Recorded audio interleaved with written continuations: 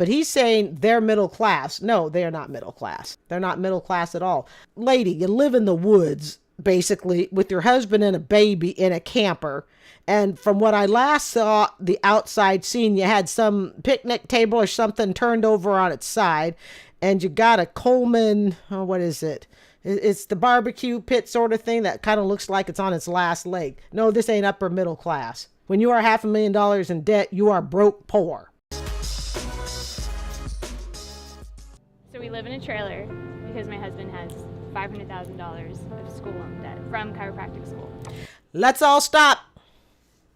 Did you hear that, family? Did you hear that? $500,000. That's $500,000. That is 5 of these condos that I purchased at $100,000 in 2020. $500,000 for a chiropractor. You know what? This is when I wish Dave Ramsey were here. This is not a Dave Ramsey show, but boy, can we just imagine what Dave Ramsey would be doing for $500,000. You know, right off the bat, he's going to say, who's the doctor or lawyer? You know that right off the bat. You know, right off the bat, he's going to tell you you are absolutely nuts that a chiropractor should run up $500,000. You know, in listening to the different debt stories that I've heard, $500,000 would be more in line with a brain surgeon, a heart surgeon, a pediatric, specialist care surgeon. Something about the word surgeon behind it. $500,000 to be a chiropractor. That blows me away. I don't know much about chiropractic school, but I have listened to enough Ramsey shows to know that $500,000 is way off the chart. Here's a picture of their trailer. It says Cougar on the outside. They appear to be camping it, making it, I guess it could be worse. They could be in a car. $500,000 living in a trailer as a chiropractor. Wow. They seem like look like they're out in the woods, but I guess it must be a trailer park or something like that. Is this considered success? Is this success? But again, $500,000. Jesus, I can't even imagine that. So chiropractic school, to become a doctor, you go year-round. You take 27 to 30 credit hours per trimester. And so there was no working, there was no way to be able to work. And so we also took out stipends to live off of while I was in school. Well, even if you took out stipends to live off, does it require $500,000? I guess the question would be, do chiropractors typically come out with this? From what I gather, no, they don't. Just from what I gather. All right. They do not come out with $500,000. Now, I'm not going to judge by appearance or, the way anybody speaks or anything else. But I am going to say, folks, we may not be dealing with the sharpest knife in the drawer. Now, I don't really have a whole lot of room to throw stones because, my $110,000 student loan was forgiven in 2022, and I held on to that sucker for 16 years of marriage. I was married to the student loan for 16 years is what I was saying. But there's just something about $500,000. She goes, we took out some stipends, we lived on that. I wonder how much of that living was necessity and how much of it was, hey, this just seems like free money. Because family, don't we know that when people get into student loan debt, especially when that money just seems like it's flowing freely, you don't really see what you're racking up. And I bet that's what happened. You can't convince me that it cost $500,000 to go to chiropractic school. Matter of fact, we know it doesn't, folks. We know it doesn't. All right. The other thing is she said he couldn't work or whatnot. So why couldn't she work? In other words, hey, he wants to go to chiropractic school unless she married him with the debt. But that doesn't sound like the case. It sounds like to me like they were already a pair. Okay. Because she says we took out stipends and stuff. I'm telling you what happened is chiropractic school was probably, I don't know, let's just give it generous. Hell, let's just say it was even $200,000. All right. Which is still, I think from Ramsey's standpoint, that would still be ridiculous. I think they probably lived it up. It's easy to run up student loan debt because it seems like free money. All you have to do is say, I need some money, and Uncle Sam turns it right over to you. But you don't understand. You're really signing a contract with the devil. So yeah, equals $500,000. And so now you're... The debt did not equal $500,000. Their lifestyle that they chose to live while the debt was being accrued equals $500,000. And there was no way for them to prepare for this. No way for her to work or anything else. I mean, I'm just asking. I don't know. Traveling, or is this your full-time residence? So we live in the trailer. We can't afford. Damn, that's the trailer? That trailer's nicer than my first apartment after I graduated from college. Good Lord, I don't even have a setup like that in my bedroom today. Is this where the student loan money went? Oh, family. Oh, family, I'm willing to... And this looks new. This don't look like no old bedroom setup. I mean, wow. Family, what do you want to bet that the $500,000, like I said, we'll be generous. $200,000 to chiropractic school, which I think is just still ridiculous. What? And look at the pillows. Look how nice. Somebody spent some money on this little abode here. This is a trailer. This is we're $500,000 in debt. We can't do anything. And then I'm looking at a bed set here with this almost looks designer. I'm thinking this was built perhaps by the student loan debt. By the student loan money. I mean, family, look at this. This is not old. I mean, and we have matching pillows here. Wow, that's nice. That's actually cozy. A home. We can't live in a house. We have so much debt. What are the monthly payments? We can't live in a house because we have so much debt. Whose fault is that? Just like it was my fault for taking out $110,000. That was my fault. I stand on that rock. I put a stake in the ground. I am responsible for that. But I'd like to thank the taxpayers for paying it off after 16 years of teaching middle school. But in this case, she goes, we can't afford a home. Well, I'll be honest. If they used the student loan money to upgrade that trailer, I am darn near willing to bet they did. But let's say they didn't. Let's say the trailer, belongs to a family friend or whatnot. Okay. The trailer belongs to someone else. I don't know. Okay. But let's say they had what was it? She said they had the 500,000. I'd like to know where all that money went. Where did all that money go? That $500,000 bill. I'd like to know where at least half of it went. On something like that. Ours are deferred. Like, we haven't even touched them. Right. And he's been out of school for almost 3 years. Dang, family. Okay, so this was 4 years ago. Okay?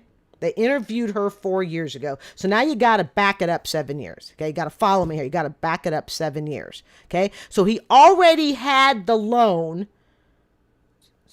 and for 3 years, and he had not paid a dime on it because it was deferred. Now then, think about what's happened over the last 4 years since this interview was done. We've gotten out of pandemic. We have the inflation is going really bad. We got tech job losses. Good Lord. Okay. Think they're in any better position today? In fact, I'm going to say it's even worse. And how fast does interest accelerate? How fast does interest accelerate on $500,000? $500,000. You got to form your lips. You almost have to form your lips to say that. They had the student loan for 3 years and didn't pay a dime. Why? Why didn't they pay anything? Are they not motivated to work, perhaps? Why is he not practicing in his field? Perhaps he's in such a podunk area of town. My apologies and no insult to the people who live in little towns like this, okay? Don't take it personally. But if he's going to be a chiropractor, perhaps he is not living in a place that supports that type of business. And he perhaps needs to move. I'm having a hard time feeling a whole lot of sympathy. Because I feel like there's probably there was a lot of careless spending and there's been a lot of wasted opportunities. I guarantee it to you. And I can pretty much guarantee you that this student loan bill continues to be unpaid. Remember what I told you guys? For every $1,000 in student loan, estimate $1,000 a month payment. And that's That might even be a conservative estimation. So they're probably looking at around 5,000, maybe 5,500 in monthly student loan bills. Nothing personal, but do they look? No, not look. We're not going by looks. From how she's speaking about the debt, we've had it for 3 years. We haven't paid anything. Do they strike you as the type of person that's going to really be motivated to push forward, get a job, and pay off that debt? Absolutely not. Whose fault is this? What does that debt mean to you guys? Obviously, you're not. Check this out, family. Again, for those who are doing their walking exercises, we have a baby. We have a baby on the screen. We have what appears to be maybe a 1-year-old. I'm not really good with estimating ages, okay? But I'm going to say 1-year-old. We in the crawling stage. And we got the pacifier in the mouth, all right? So let me see if I get this straight. What can I infer just looking at this? I'm going to assume that amongst the midst of living in a trailer out in the backwoods, a husband... Dang, you guys, look at this trailer. Guys, I'm telling you, this is a nice looking trailer on the inside. I am telling you, if they didn't just get this trailer handed to them by family, they spend student loan money to upgrade this trailer. I mean, family, look at this. Seriously, this trailer is nicer than my first apartment. It may not be singing bird songs on the outside, but you step inside this trailer, and I'm telling you, it looks nicer than my first apartment from when I graduated from the University of Oregon in 1989. I'm telling you, this is where the student loan money went. I have a hard time believing that one of their family members just happened to have a completely upgraded trailer ready to give to them. It's probably more of a camper, I guess. All right. So let me see if I get this straight. Okay. She said for the last 3 years, he hasn't paid anything on it. Now, remember, this was 4 years ago, so we got to back it up 7 years. All right. And they have a baby. So baby came after he had the student loan debt. Baby came after, I'm assuming they were parking it in a trailer. Baby came after they realized they could not pay the student loan debt. And they said, hey, you know what? I think now's a good time to bring in a kid. Now, as you know, I never blame the child directly. All right. I never blame the child directly. That is not the child's fault. So we put that fact aside. But we look at as far as family planning, as far as, playing, the violin of, oh, gee, we are so broke that we have to live in an upgraded trailer. All right. You got a baby. Are we perhaps lacking good decision making here, family? Is there lack of good decision making? Just asking. It's just a thought. Not touching it, you're not looking Yeah. at it, but what does that mean to your future? It makes it to where I feel like we have to constantly push to make more and make more. It feels like Yeah, you have to constantly push to make more, because you ain't making squat, but you are producing a kid. Again, no, I'm not picking on the baby directly, but when you're living in a camper and you claim you don't like it, even though the camper on the inside is nicer than my first apartment, all right? When you claim you don't like your situation and then you choose to bring a baby on board, which does not make your situation easier, but it makes it harder, whose fault is that? And also, this is just a thought, not saying people do it, but darn well somebody somewhere does. Sometimes people make their situation worse because it gives excuses as to why they can't do anything. You see, now I really can't go get a job because I have baby to take care of. Oh, you see, now I really can't get a part-time job because I just decided to get a baby pet and that pet needs me now 24/7. Ever known people like that? Okay, instead of taking an opportunity to go and improve their life financially and do something, they find a way to strap themselves down further. I don't care if it's with a baby animal. I don't care if it's with an actual baby, whatever the excuses that they can come up with. So now she's going, we just feel like we're under so much pressure to make money. Well, yeah, you took out $500,000 in student loans. And it could be forgiven by going and getting a public job, but Sweetheart, you got to get into a city where there's a school district. Okay. I don't know how far in the backwoods they are. I mean, you can go to, Oregon, you're an hour to just about anything. So it may seem like you're far out, but you're really not that far out. Okay. But what has she done to make her life better? She hasn't. She ain't done squat. And it looks like he ain't doing squat either. Like, so many people just want to do what they love. Yeah. And then they become a slave to the thing that they love. Yeah. Yes. That's kind of like when we talk about people who major in things like, those liberal arts degrees that are more like hobbies. But hell, for $500,000, that ain't no hobby, folks. That ain't no hobby. I'm telling you, they blew so much money. Family, what do you want to bet?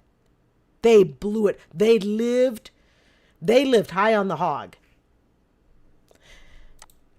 Yeah. And in all reality, this has never happened to any other generation before. $1.6 trillion just appeared. So what do you think needs to be done about this? If you could really, in like a perfect world, in a perfect situation.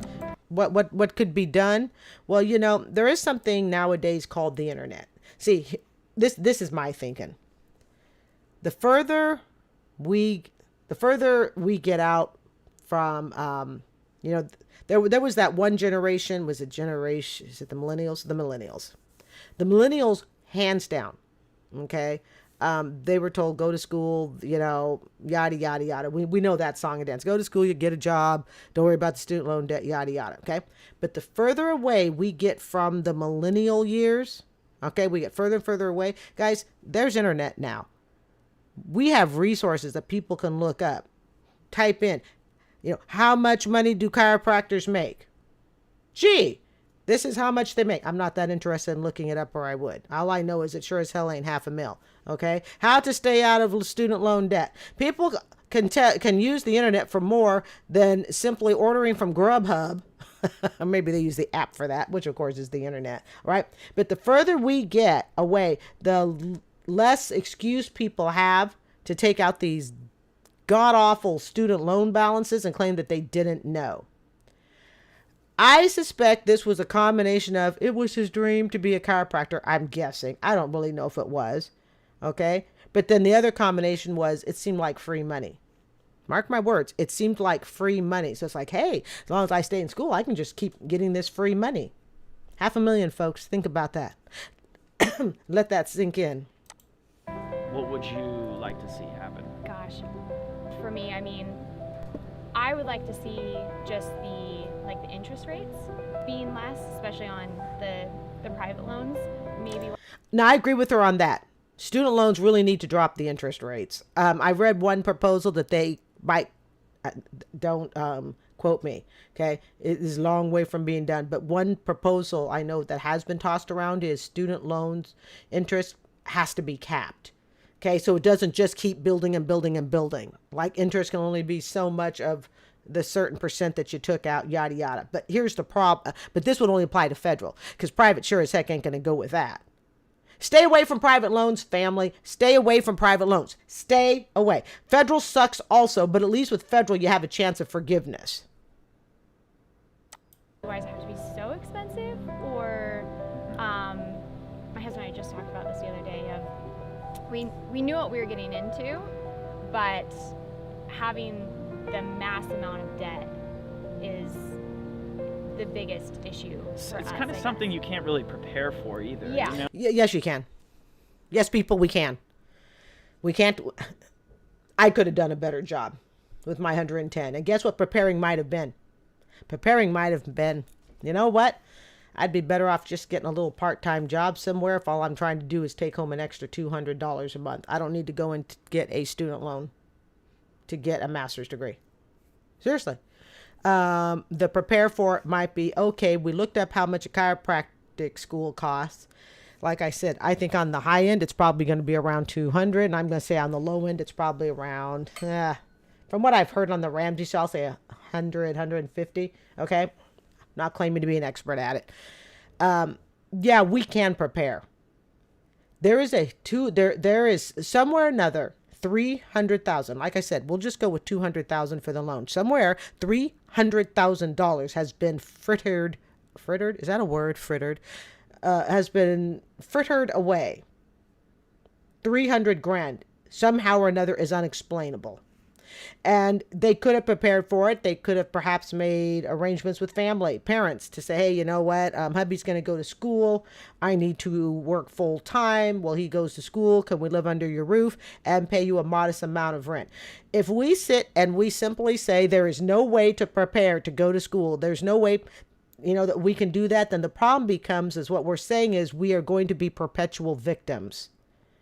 If we bow down and go, yes, there is no way to prepare for school, I am simply going to be a victim.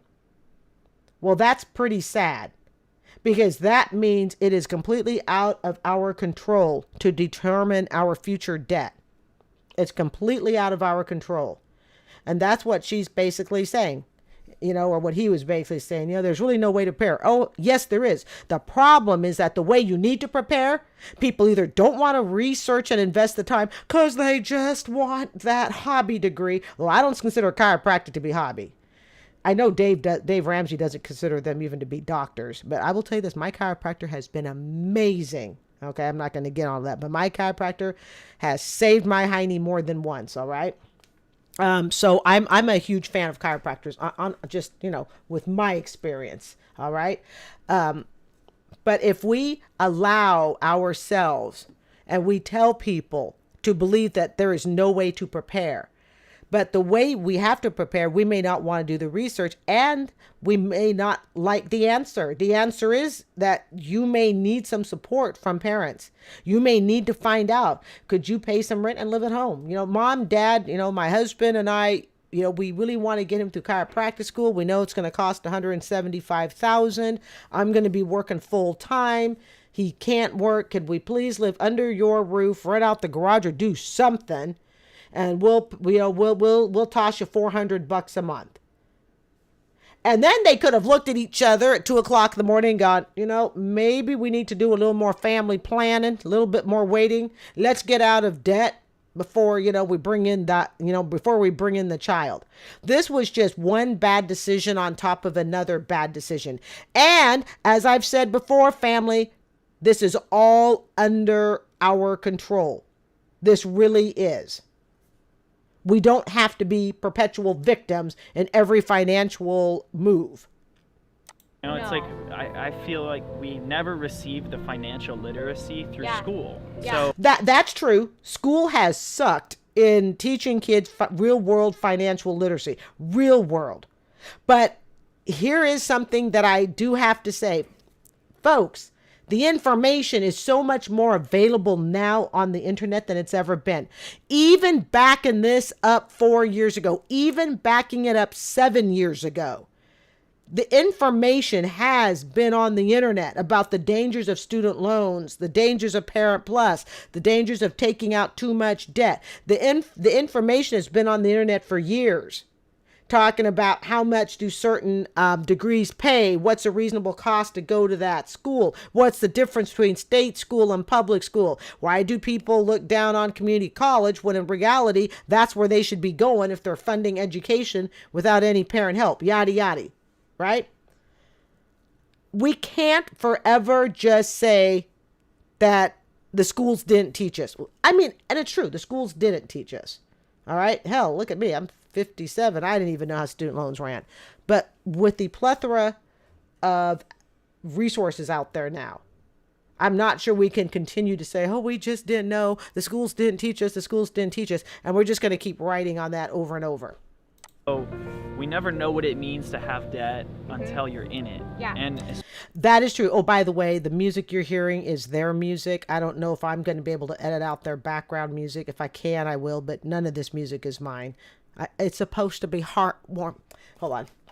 It's supposed to be, it seems to appear to be heartwarming music. It came from the creators. Okay. It's not from me. All right. What was he saying? Hold on. See, look at that. I already forgot. My fan made me forget. Yeah. So we never know what it means to have debt until you're in it. Yeah. And that is very true. And you've heard me say that, family, on this channel. Young people do not understand the true economic danger they are putting themselves in. They've never had to pay a bill yet.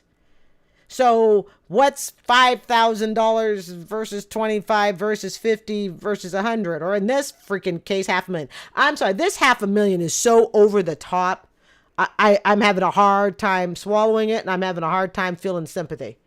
This is $500,000. I can understand the young person that gets themselves into a 50,000, 80,000 quandary, but this is $500,000. This is like beyond stupid. Oh, dear. And especially when the first example or the first experience you get to learn about debt is by being in $500,000 of it. Yeah. That was by choice. In their case, yes, that was their first time of learning about debt, I guess.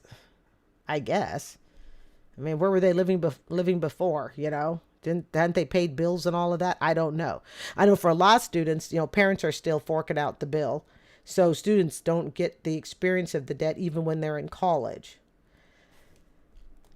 She and her husband are not total victims. They're victims in some aspects, in a little bit, but I'll be really honest. This debt is so outrageous that this just, to me, it just reaches into stupid. Somebody just wasn't thinking.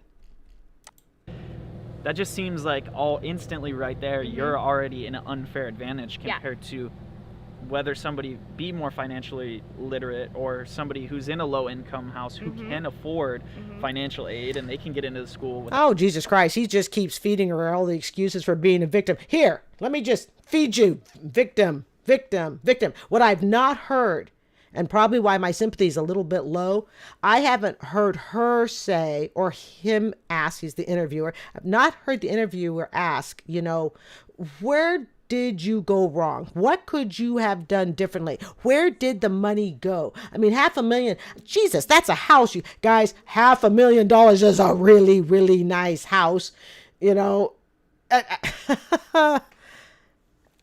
I haven't heard the conversation of where is she accountable? Where is her husband accountable? And I understand that this is an activist group and their goal, and I totally get it, that, you know, their goal is to go out and hear the heartwarming stories, no, maybe not heartwarming, the heart distressing stories of people in student loan debt. But while we hear those stories, we also got to face the truth and go, what did these student loan borrowers do wrong? And when you're talking to the tune of this much money, I think the constant spoon feeding, at least that's how I'm interpreting it. I could be interpreting this wrong, but I just hear a lot of spoon feeding as to why she is the victim. I don't hear it going in reverse, having her say, you know what? We really wasted a lot of money. I guarantee you stuff was wasted. I guarantee it to you. All right. We wasted a whole lot of student loan debt. You know, it just felt like free money and we just lived it up for a few years. Without that debt. Yeah. So it's almost like the middle class, Yes. like yourself, Right. That's is exactly where we the were. class that's the most affected. Yeah. Which in all reality, She's not middle class. Okay. People, when you're living in your, what's the name of the camper? Corona? No, that's a beer. Whatever the name of the camper is, I said it. I thought at the beginning. When you're living in your camper, okay. If we're talking about middle class, hell, they're upper middle class. If we're talking about class based on debt, they are upper middle class with $500,000 in student loan debt. Congratulations on that. Let's give them a round of applause for that. All right. That's $500,000 debt. Yeah, they're upper class for that. But he's saying they're middle class. No, they are not middle class. They're not middle class at all. Lady, you live in the woods, basically, with your husband and a baby in a camper. And from what I last saw, the outside scene, you had some picnic table or something turned over on its side. And you got a Coleman, what is it? It's the barbecue pit sort of thing that kind of looks like it's on its last leg. No, this ain't upper middle class. Or what was he said? He said middle class. No. When you are $500,000 in debt, you are broke poor. You are poor. It's poverty. We talk about in this country, we want to build the middle class. Yeah. How can you build that if you're putting people like you into massive amounts of debt? I stand, folks, I'm not trying to be insensitive. She and her husband, they put themselves into debt. I put myself into debt. I did it. Me, Carrie Horn, put herself into $85,000 student debt by 2006. Me, I did it. All right? Nobody forced me to do it. I was just damn lucky that I was all federal. Of course, I've always known to take out federal. I've always known that. Don't touch private. But I was just darn lucky that I was able to get it forgiven after 16 years. I'm still celebrating it. Like I said, happened in 2022. I am still riding high on no student loan debt. But again, and I understand the activist purpose of this program, but come on, people. We're just spoon feeding her constant excuses, like she could eat excuses for breakfast, lunch, and dinner. Okay? She needs to give back by admitting some responsibility. That's what she needs to do. Exactly. It just doesn't work like that. Yes.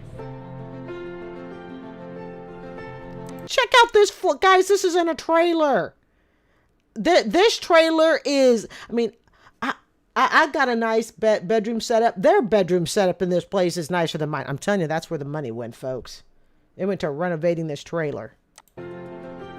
Check this out. Check out the surroundings. We got here, it looks like some nice linoleum floor. We got some nice trim along the walls. Oh, heck, you guys. If you had not told me this was a trailer, I would have never known. Seriously. And another reason I suspect the student loan money went to this, there ain't a stitch of dirt in this place. I mean, this is really nice. Is it hard to get a traditional loan now because of the loans Yeah. you already have? Yes. So, yeah. And with that, and then, yeah, just the amount of debt that we have. And So like you can't go. But are they victims to this debt? Are you a victim to your debt if you are the one that created the debt? Are you a victim? Or were you perhaps uneducated? You were perhaps, not as motivated to do your homework before.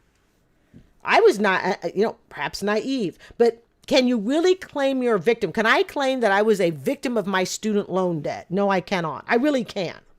You may feel like a victim. You may wish you were a victim because it's easier to sleep at night. But in reality, okay, they're not victims. They chose this route. And then they chose to have baby on top of it. Go and get a mortgage right now. no. Of course, you're not going to get a mortgage. You got a baby. You got a husband, the wife. You're living in a camper with $500,000 in debt. Like I said, they would need to make, I'm willing to bet, $5,000 minimum, maybe even upwards of $6,000. I won't push it as high as $6,000. If I were a betting person, $5,500 a month, $5,500 to make the minimum student loan debt. Minimum. No. There's no way. Yeah. So essentially, if you didn't have your parents' help, you could be homeless in a sense. We would have been homeless. Wait, so they had parents. Like I said, I didn't watch this in detail, so some of this is all new to me. They had parents helping them. Why didn't they do a better job of planning? Okay? They really could have done a better job of planning this out. And honestly, I would have held off on having a kid. That's the reason I really don't feel like they're a victim. It's like you chose to add on another human being to the mess you already have. What you guys are doing is really powerful because there's a lot of people who feel very similar to what you guys are going through. What's powerful about this? Hold on, I need a sip of my drink. What's powerful? He said what you guys are doing is powerful. It's powerful? $500,000 in debt is powerful? I might say what you're doing is powerful in that you're sharing your story of how you did not understand student loan debt, how you perhaps did not pay attention to the budgeting and finances of it, how you frittered away. Still wondering if frittered is a word, okay? How you frittered away $300,000, okay? That's, and we can say it's a powerful story, but what they're doing is powerful? No. They've done nothing powerful. In fact, in my opinion, they've done everything careless and irresponsible. It's true.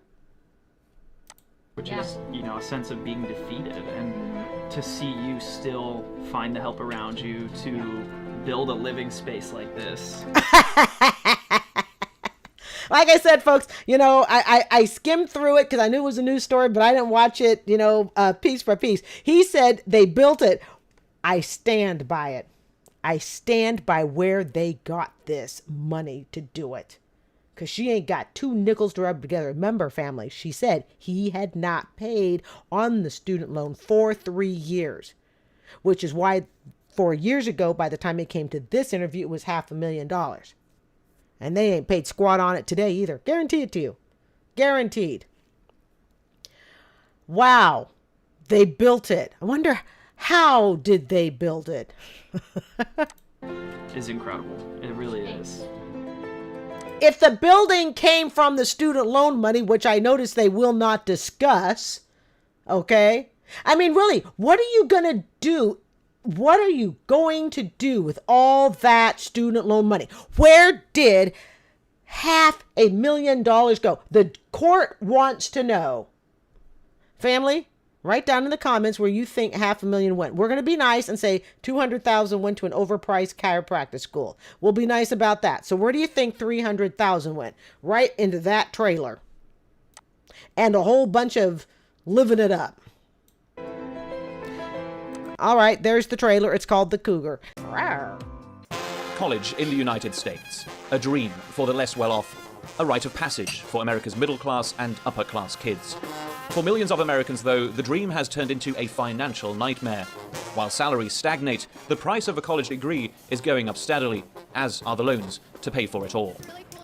And we know that with college, and I believe it's about college student debt is about $1.5 trillion.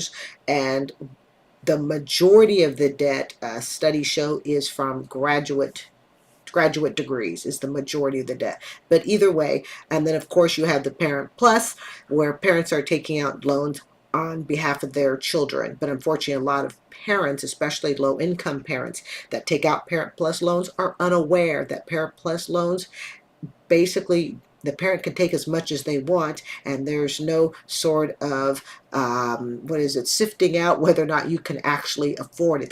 There's no vetting who can afford to take out, you say, a six-figure Parent Plus loan and who cannot. Instead, everybody just simply gets it if you have a high enough credit score. And as I said in an earlier video, a high credit score does not mean you have no debt. It just simply means you manage your debt.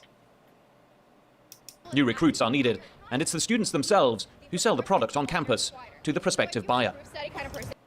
So a student is selling to a student. You know, it's always that, you know, peer-to-peer. And what students don't think about is when a peer is selling it to you, they're looking at the college experience differently than adults should be. There should be more adults in the room. Something I'd like to mention is on the first floor we have Footnotes Cafe. So these are a couple of the cafes we have. There's actually a full functioning Starbucks in there. So if you need a quick pick me up, you can always go in there. Starbucks. I guarantee you, for a lot of students, that is going to be a Starbucks latte with whipped cream that's going to last you maybe 30 years to pay off.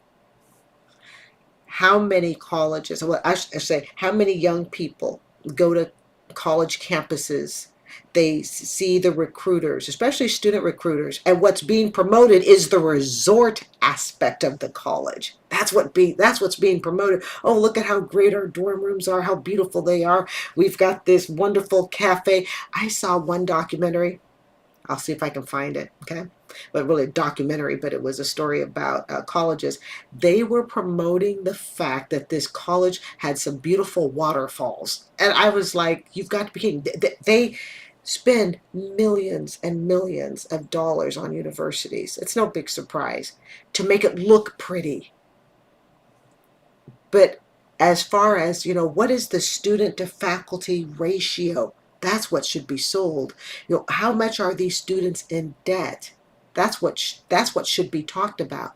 And of the students that have gone to that school, excuse me, of the students that have gone to that school, how many of them are actually making an income that's paying off that debt?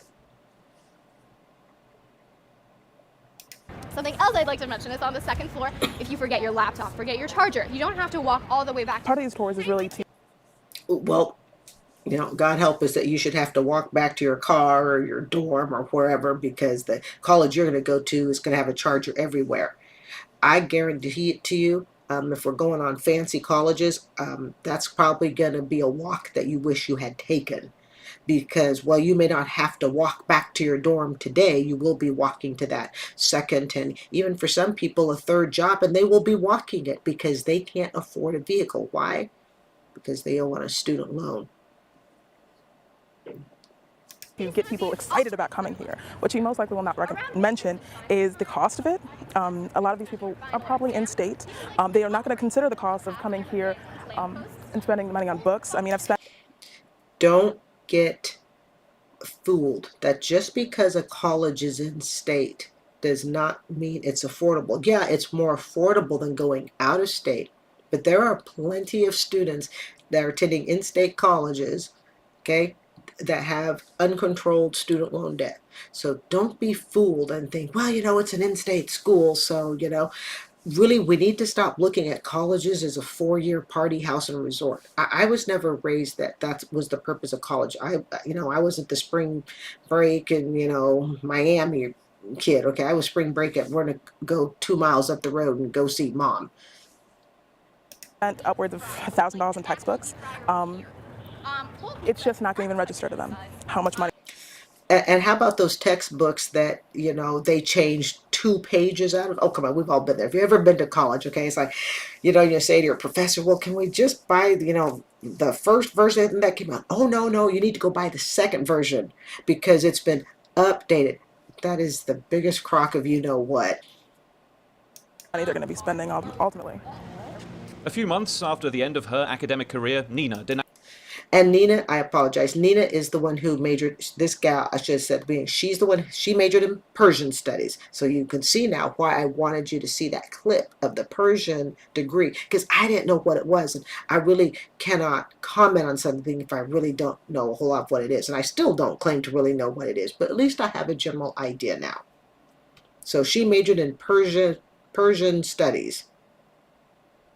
Announces a system of which she says she's a victim. The diploma was supposed to open the gilded doors to a career that hasn't materialized.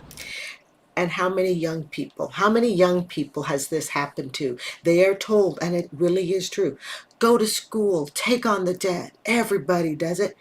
Okay, that's great if you got a parent that's making 6 figures on up and if their budget is in alignment. But if you're, coming from a household where there is no parent, to be able to assist you, no adult, no guardian, okay? If you're coming from a household with poverty, those gilded gates, I personally believe is just kind of a big lie to some extent. And it takes an adult in the room. It takes somebody being honest and telling these young people, look, you know what, that like they were saying here earlier, okay, so you don't have to go to the other building to get your Wi-Fi and they got a Starbucks for your coffee, but honey, you're gonna pay for that, and you could be paying on it for decades. And the lower you are on the socioeconomic scale and the more poor you are, it's going to hurt even more. The best 4 years of this young American life may have happened in an idyllic setting, but they did not come cheap. I've spent over $129,000 on my tuition, not including the textbooks, not including the time, not including the energy, not including the jobs that I have. I want you to look at her body language. Watch her body language. Look at the expression on her face. Do you see this in college pamphlets? Do you see this sense of lost and hopelessness? And people can say, well, she did it to herself. Let's put that aside. Let's put this aside right now. I did it to myself when I took out $80,000 when I was 38 and didn't get rid of it till I was 56. And that was through student loan forgiveness waiver. I couldn't pay it off as a school teacher in my 18th year right now. Okay? Look at this. We don't see this on pamphlets. Why do we not see this on pamphlets? We don't see it on pamphlets because who wants to look at this reality when we can sell you the dream? I had to take, and I don't know if I do it all over again. It's a lot of money. I love my university, but I can't afford it. All right, we're going to skip forward. I'm just going to keep the tape rolling. And now we're going to go to where she lives with her mother. I'm just going to forward here. Right in this section. You know me, this channel, I like to be casual, so I hope, casual is best. All right, hold on. I think we're right about there. Here we are. Might help if I hit play. Hold on. Too well. She still lives at home with her mother. Okay, so this part is not unusual, for someone to, graduate from school and live at home for a few years. But the question is, are they making progress living at home? Is she getting out of debt? Is she getting ready to gear up to have her own place? Several small jobs keep Nina afloat for now. The current one pays $12 an hour. That's $12 an hour for a $126,000 debt. There is, short of a windfall of money, okay, and that would have to be a very large windfall. There's no way she can get out of this debt. But did anybody tell her this? And much like me when I was in debt, I don't ever remember actually seeing the bill increase. And it's because we tend to go to a campus and we go, oh, we want to major in this. And we just get so used to signing the semester, the quarterly forms, we don't even see it. Have you ever gone to the grocery store? Have you ever gone to the grocery store, had your groceries rung up, and you walk out and you sit in the car and you're like, I didn't even look at how much they charged me. You ever done that? I think we all have at some point. Because you're so used to the routine that sometimes you forget to look. Student loan debt is no different, in my opinion. That's not enough to pay back $1,200 a month in student loans. She's not the only one in debt in this household. Her mother, too, is still weighed down. Okay, look at the background. Okay, we're not judging because this is somebody's home. But let's take a look. It's easy to sit and say, well, this is all the mother's fault or this is all the daughter's fault. To me, this whole situation, it's systemic. It's systemic partly, within the family and the way they have dealt with their money and stuff, but it's also systemic in society and what society promotes people should do. Not everybody should be taking on six-figure student loan debt. But I am sure when she was in high school, she was told, hey, you know what? Do this. It'll get you out of this position you're in if you'll just go and take on the student loan debt. And she did. She took it on. By student debt. So much so that this house literally crumbled under the weight of their debt. Together, they owe $150,000. Let that sink in. $154,000. Now, most of this is the daughter's debt, as we know. The mother, I believe, works for the state. So she might be able to get out of it. But the bulk of this is the daughter's debt. $154,000. Daughter makes $12 an hour. Mother probably doesn't make much more.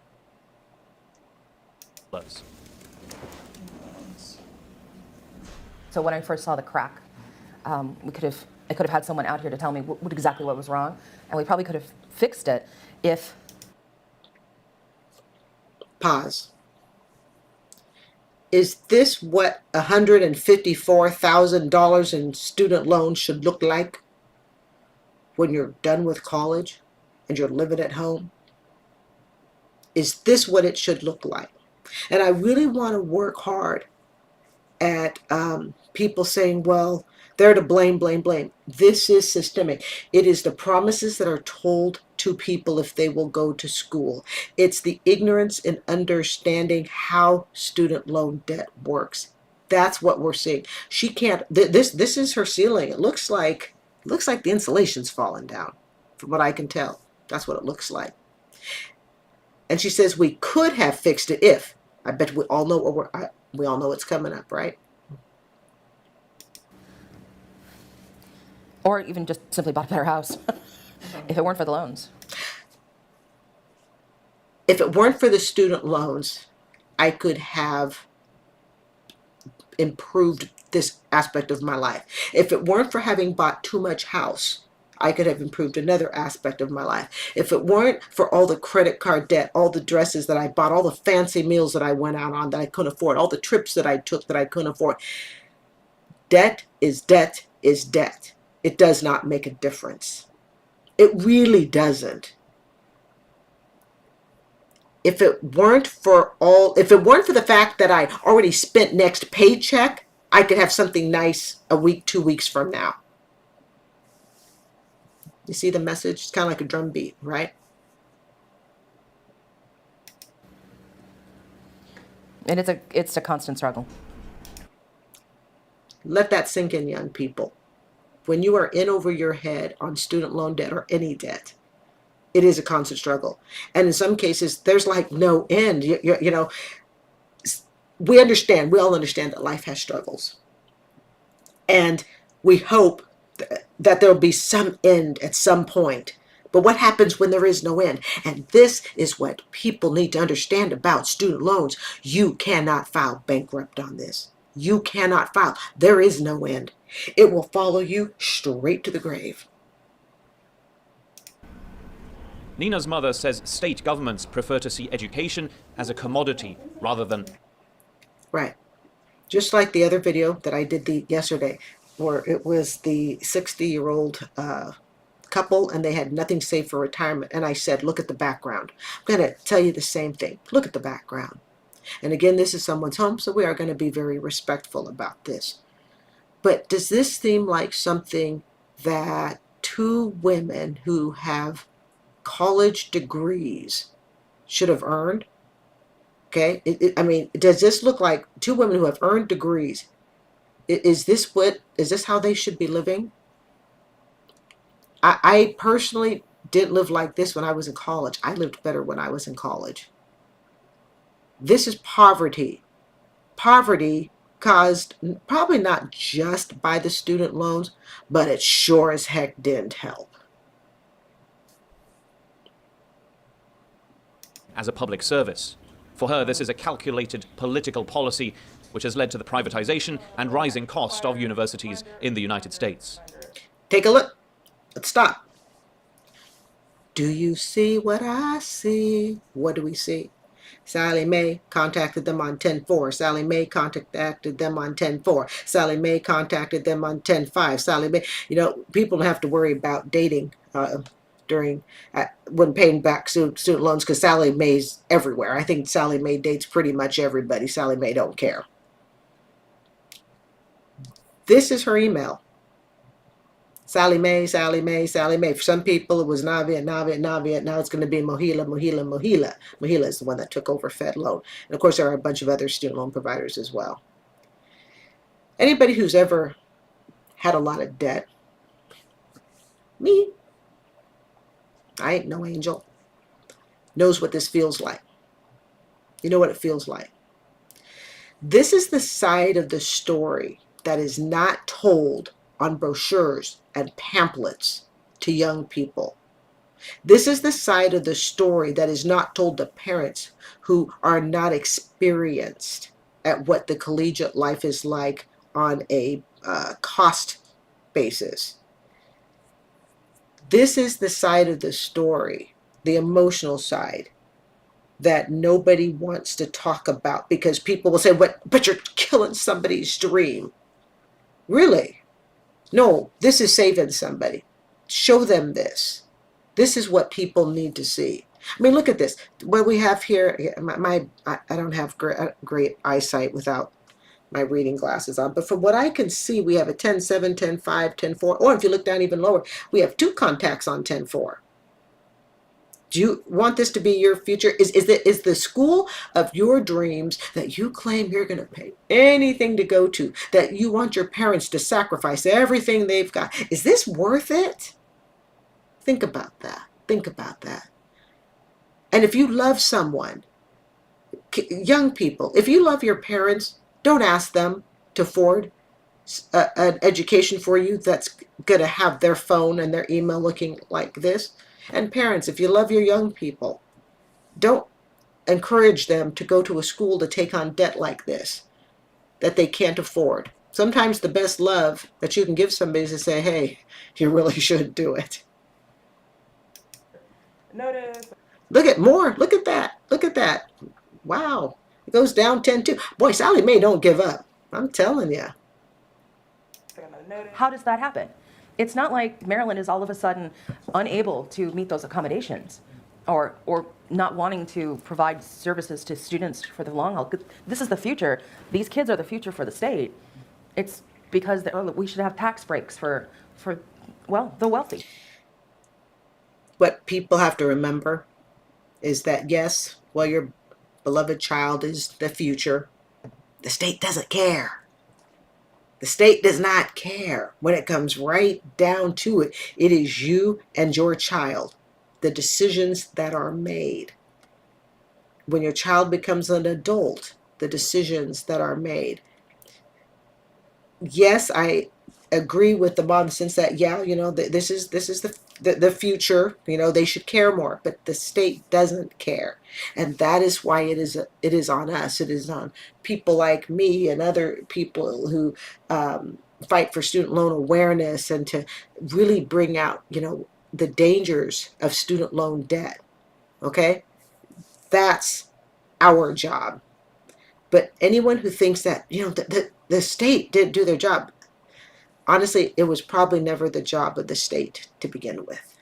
We need to sell to Generation Z then. Is it also supposed to be part of the experience that you should work 2-3 jobs, get stressed out, have to see a psychiatrist and whatnot because you paid $70,000 a year for 3-4 years to a school and you realize that liberal arts major or even that STEM major that you went into, you can't get a job in it? Is that supposed to be part of the college experience, that 10, 20, maybe even 25, 30 years after college, you still have that college debt that you haven't been able to get rid of? And this is the famous gate here of Columbia. So you've all visited here? Yeah. Wow. Students across the country are clamoring to get into schools like Columbia University, where barely 6% of applicants are accepted despite its cost, $74,000 a year, including room and board, more than $10,000 greater than the typical U.S. household earns in a year. For my family, college expenses are not the easiest thing to pay for. For Gen Z, the post-millennials, today's college prices may just be too high. Yeah, and not only may they be too high financially, just on a financial basis, if they have older brothers and sisters, okay, or relatives, friends that the family may know, all right, that are of the millennial generation, there's also an emotional cost.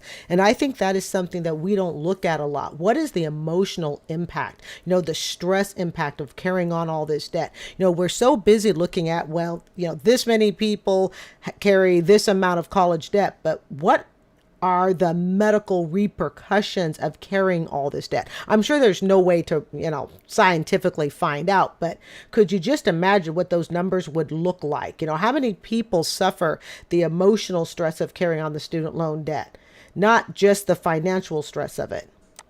Going to a CUNY has become an option. CUNY meaning a city university of New York.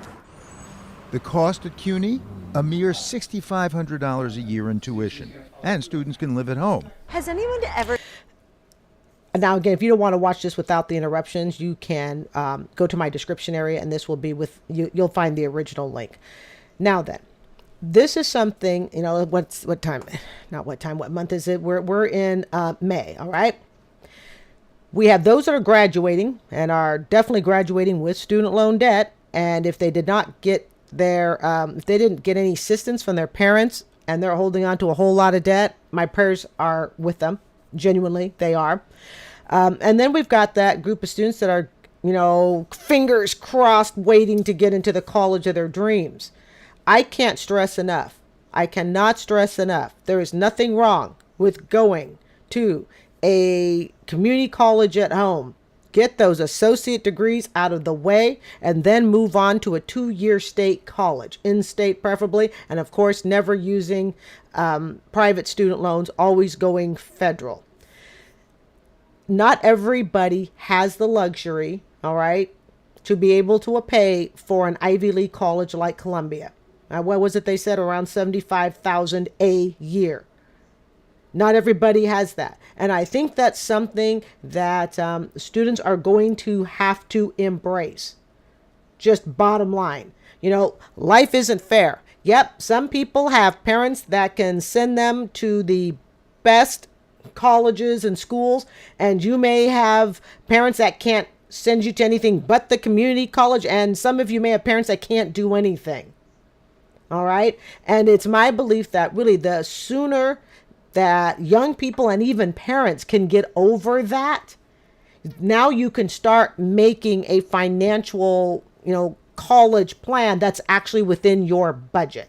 And you're not planning something that you or your parents, especially using a Parent Plus loan, which I hate. And if you follow this channel, you know that I hate it. All right. It's so predatory. But the sooner that people can come to accept that, look, you know what? You may be smart enough to get into an Ivy League college, but you and your family may not have the means to get into an Ivy League college. And the sooner that can be accepted and embraced, I believe the sooner that the students and parents, all right, can make a decision that doesn't wreck, generations or years of future dreams, all to go to a school for 4 years.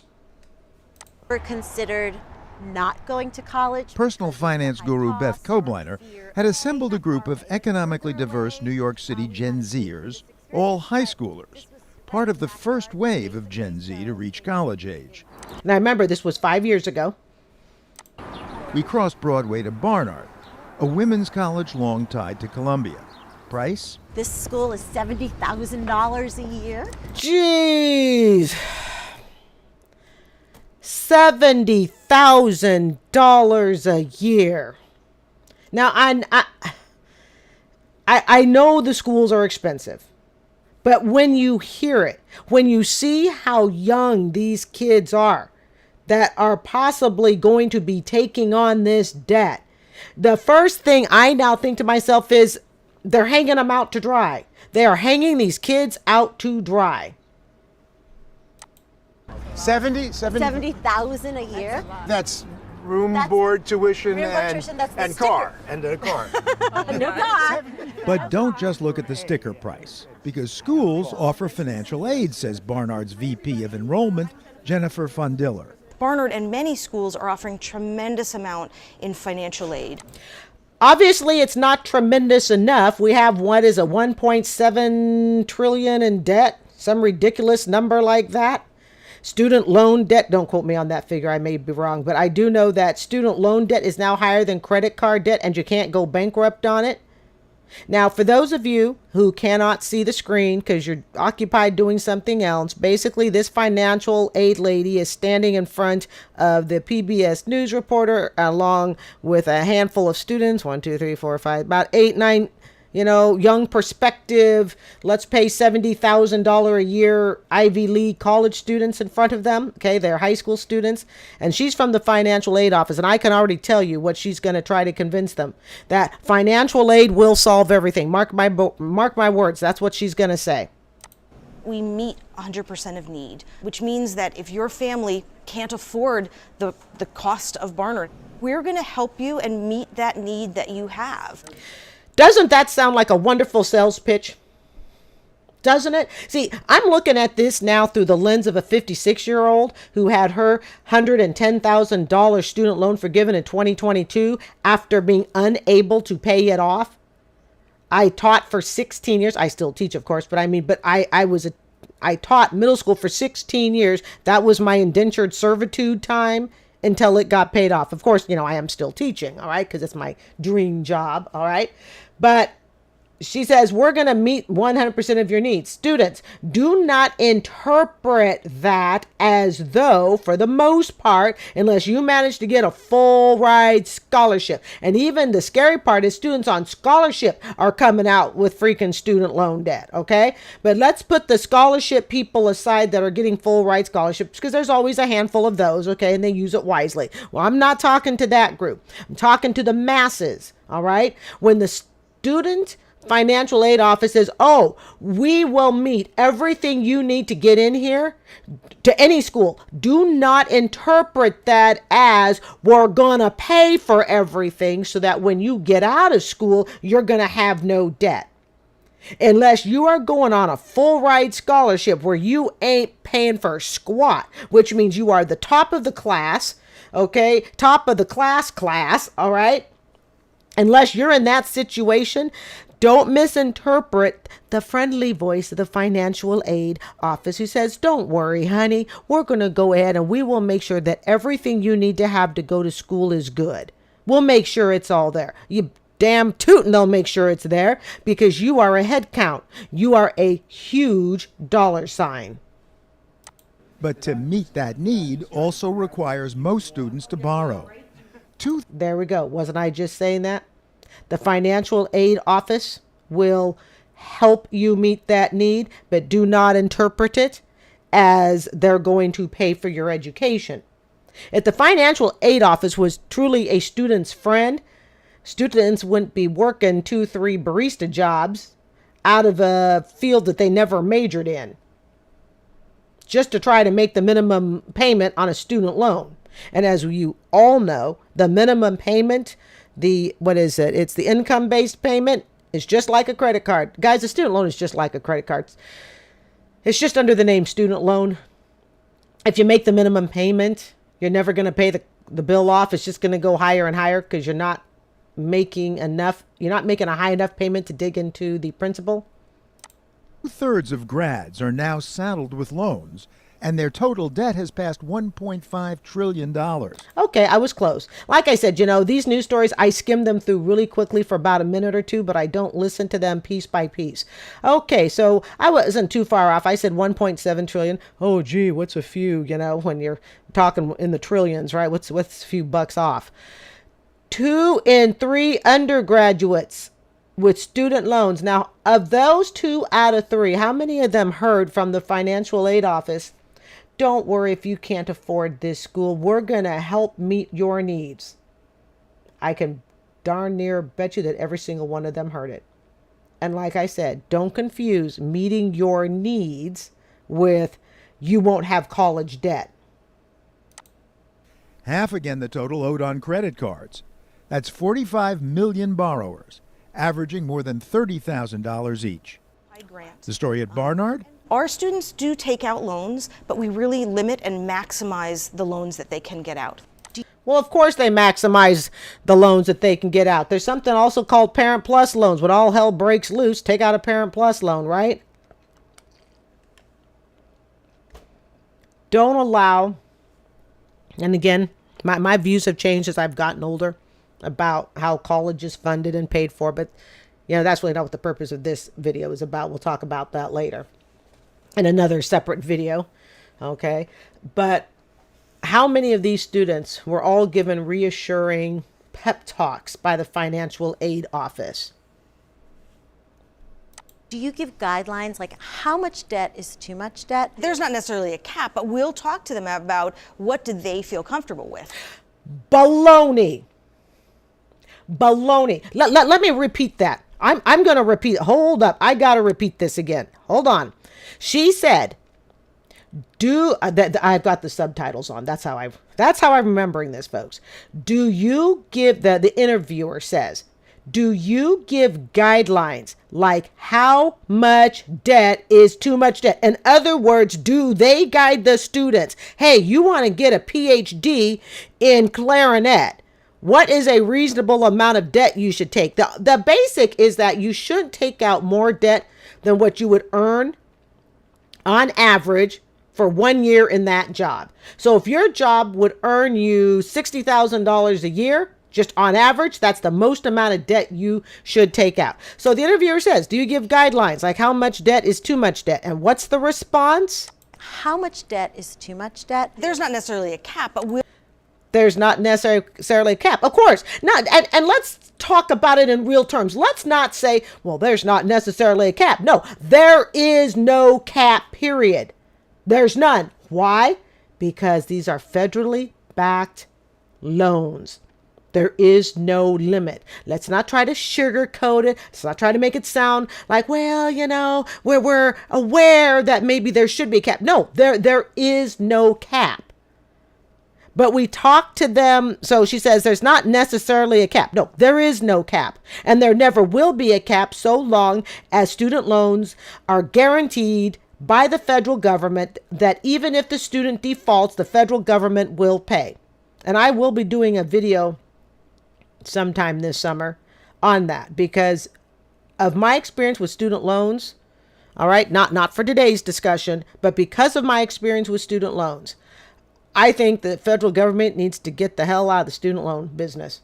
I think it needs to be treated like any other business. Let the school sink or swim on its own. Stop backing these loans.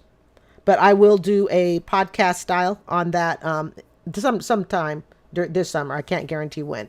Okay. So the financial aid person says at Barnard, I think it is, there's not necessarily a cap, but we will talk to them about. We'll talk to them about what do they feel comfortable with. I feel comfortable with zero. Raise your hand if you feel comfortable with zero. Family, we feel comfortable with zero. Yeah, that's what I feel comfortable with, zero. So what's the school going to do about that? Nothing. These are all feel-good things. You see, the financial aid office, you guys, you need to think of them just like you think of car salespeople, okay? This is what they deal with all day long. They understand the emotions you come in with when you're buying a car. Oh, they think we're going to rip them off. This one refuses to talk to a male car salesperson. This one refuses to talk to a female car salesperson, okay? I mean, they already know your biases, your fears the minute you walk in the door. Do you think the financial aid office at the school is any different?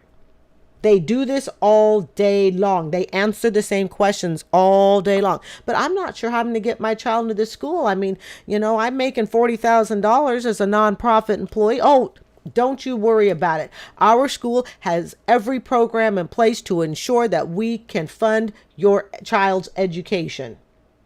You bet they have every program in place. It's called the federal government, backs up every dollar. The school's got nothing to lose by having you enter.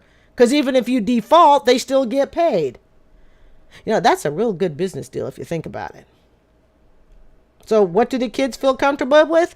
What do the kids feel comfortable with? Zero. That would be my response. 15 years ago, millennials' top worry about applying for college was getting into their top choice. Today, Gen Zers say it's student debt.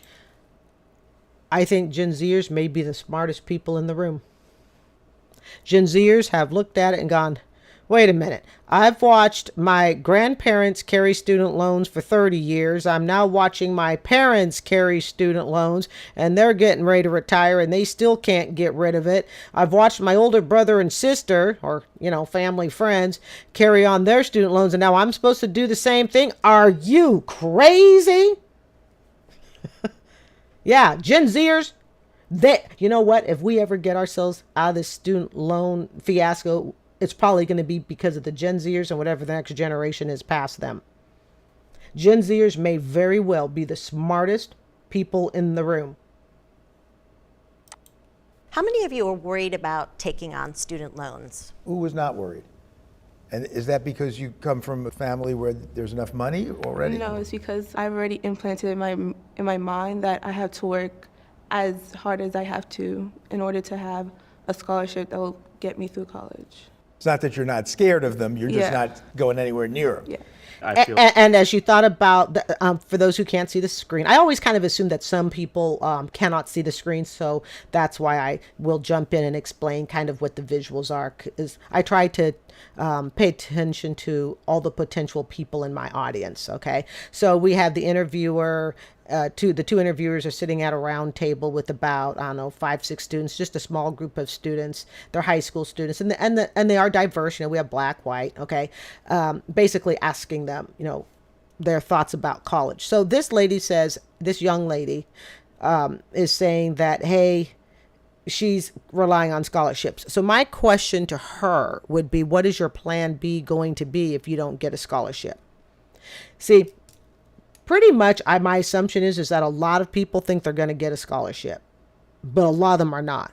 And if they do get a scholarship, a lot of them aren't going to get the dollar figures that they're going to need in the scholarship to be able to get through school without debt. Now, I'm not saying that she cannot get it. I don't know what her grades are like and stuff, but I think what surprises a lot of people is that even though you may be pulling straight A's, that's no guarantee you're going to get into the school you want, and it's no guarantee you're going to get the scholarship dollars that you want. So just something to keep in mind. So my question to her would be, okay, if you don't get those scholarship dollars, what are you going to do? You have to have a plan B, folks, if you wind up not going to college. And I'm especially addressing this to students who are doing this on their own. In other words, you don't have parents that are able to assist you. And when I say able to assist you, that means parents that can assist you without sinking themselves. Like, I'm scared of taking out loans just because the word debt is just very intimidating. Kobliner, who writes and speaks about youth finance, admires Gen Z's caution when it comes to debt, but warns against becoming phobic. I don't think student loans are necessarily a horrible thing, but you want to stick with federal student loans. Okay, that's true, federal student loans, but it's not as simple as that. She is right in some aspects. Student loans have their place. Just like leasing a car has its place. I leased a car for 5 years. Some people would say horrible, awful, horrible, right? But it had its place. Student loans have their place. The problem is nobody's teaching these young kids just where the place is in student loans. They're teaching them the wrong thing. Oh, it's about the most popular school. It's about the Ivy League school. It's about the school that, your family went through, even though your family can't afford it anymore because the tuition's, 10 times higher than it was when your parents went. So yes, she's right in that, student loans, they have a place. But the problem is, do you, as the loan borrower, understand, do you actually conceptualize just what that place is in your future life plan? Because she says you can take federal loans. And of course, you've heard me say too, yes, take federal loans. But come on, folks, let's not take out a $70,000 a year federal loan to get through a school, through a liberal arts degree that's going to wind you up broke and working 3 jobs. Between Uber, Starbucks, all right, that seems to be the default, Uber, Starbucks, and delivering pizza, okay? So, again, we have to make sure we're telling young people the whole story. Otherwise, it winds up sounding like this, okay? And this is just my opinion. It winds up sounding something like this. Go ahead and understand that student loans are basically okay, just make sure they're federal. Well, I can do that. A lot of people with student loan debt, folks, a lot of people were relying on the student loan forgiveness, okay? And we still have millions of people relying on that. And remember when the Supreme Court turned down the, $10,000, $20,000 forgiveness? And all those people were upset that they didn't get it. Guess what? Those were all federal loan borrowers. Those were all federal student loans. So don't be fooled thinking that just because it's a federal loan, that it's going to be easier. Don't be fooled by that. The real benefit to a federal loan are usually more payment options, but keep in mind those payment options may have you in debt, for a very, very long time, and you may see the bill rising. And of course, the best is if you go work for state, city government, certain nonprofit industries, not all, certain ones, all right, you can get your loan forgiven after 10 years.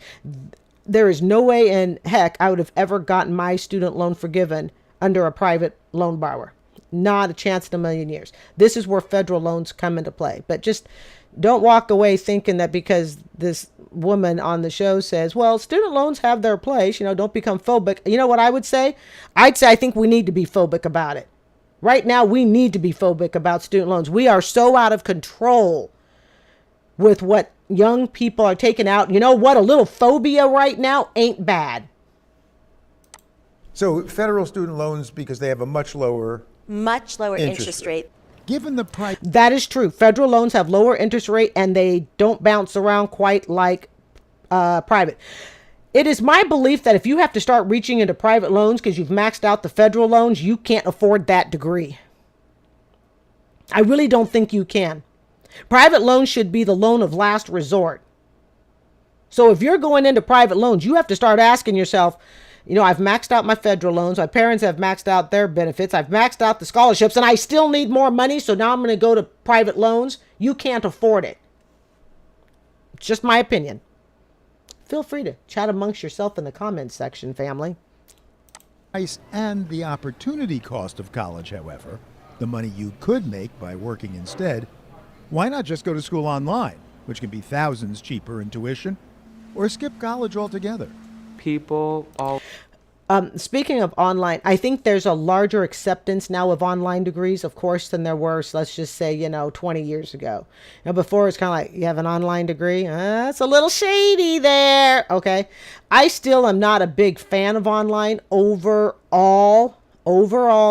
I'm not really a big fan of online degrees, but that I think you lose a lot in the learning process. But but online might work very well for some people. Always talk about the college experience and how important it is.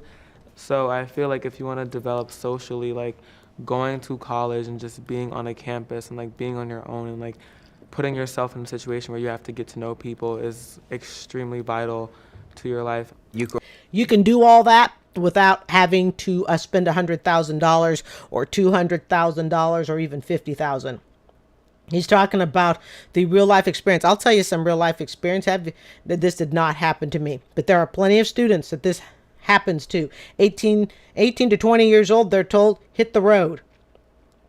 And he says, well, he wants to get the experience of, talking to people, working with people. Trust me, you'll be talking and working with people if it's between that or sleeping on a park bench. In other words, I think young people to some extent, if not to a great extent, have been sold that somehow or another, the only way they can get this worldly experience is to give some academic institution tens of thousands of dollars to prove to their child or to prove to themselves, because not all parents aren't necessarily involved in paying for a child's tuition, but young people have been sold that the only way you can experience adulthood or that transition from high school into adulthood to get that camaraderie experience is to spend tens of thousands on a college degree that you may or may not complete, that you may or may not ever use, that may or may not be bankable down the road.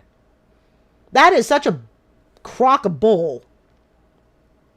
There are tons of other ways to get that college experience and not walk away with all that debt. Because if we're going to sell that as part of the college, as part of the growing up experience, okay? Part of the growing up experience is, all the learning and camaraderie we're going to do from each other. Then we also need to sell to young people, especially this is about Generation Z. We need to sell to Generation Z then. Is it also supposed to be part of the experience that you should work 2-3 jobs, get stressed out, have to see a psychiatrist and whatnot because you paid $70,000 a year for 3-4 years to a school and you realize that liberal arts major or even that STEM major that you went into, you can't get a job in it? Is that supposed to be part of the college experience that 10, 20, maybe even 25, 30 years after college, you still have that college debt that you haven't been able to get rid of? Is that part of the college experience? Because if that's part of the college experience, then that needs to be on the brochure just as much as part of the college experience is to getting to work with people in teams and learning how to be out on your own. I rest my case on that. We have to tell people the whole story. We can't just tell people part of the story. And I too have heard, like I say, I'm 57. I too have heard that, part of the college experience is, getting out on campus and basically doing things on your own. You can do all of that and never walk into a financial aid office. You can do all of that and have training at a trade school, a technical school. Nobody should think that the only the only acceptable experience is one that involves the collegiate process, meaning the college process. There are tons of other experiences. I get my hair done by students. Okay, I go to the salon, all right, and I get my hair done by by students. Yeah, they're beauty school students, okay? They're paying, I think, around maybe $15,000, $20,000 max for beauty school. Guess what? They get lots of experience. They get experience talking to me as a customer. They get experience talking to each other. They get experience communicating with their professors. All of that can be done without having to, stick students into tons of debt that they cannot get themselves out of. Also, be with people that feed off your knowledge, or you can feed off their knowledge. So that's kind of the main reason for me, is to be with other people. Just yeah, and you can do all that, young man, respectfully. You can do all of that. You want to feed off each other's knowledge. You don't think the baristas at Starbucks are feeding off of each other's knowledge. You don't think the apprentice at the car mechanic that's learning how to do stuff isn't feeding off of each other's knowledge. The students who do my hair, okay, they're all beauty school students. All right, I've only been burned once, family. Hey, it's in the name of education. I'm a teacher to the bone, okay, and we're talking in 10 years. All right. But you don't think they don't feed off of each other's experience? These kids have been sold that for some reason they think the only way to do this is the college route. It's not the only way to do it.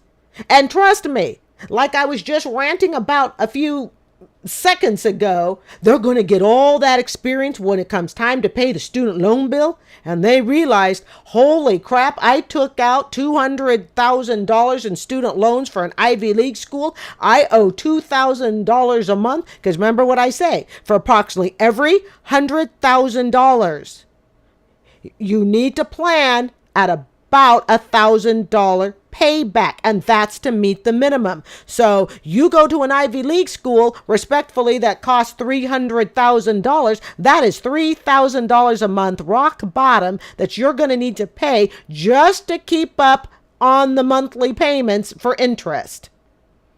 You got $1,000?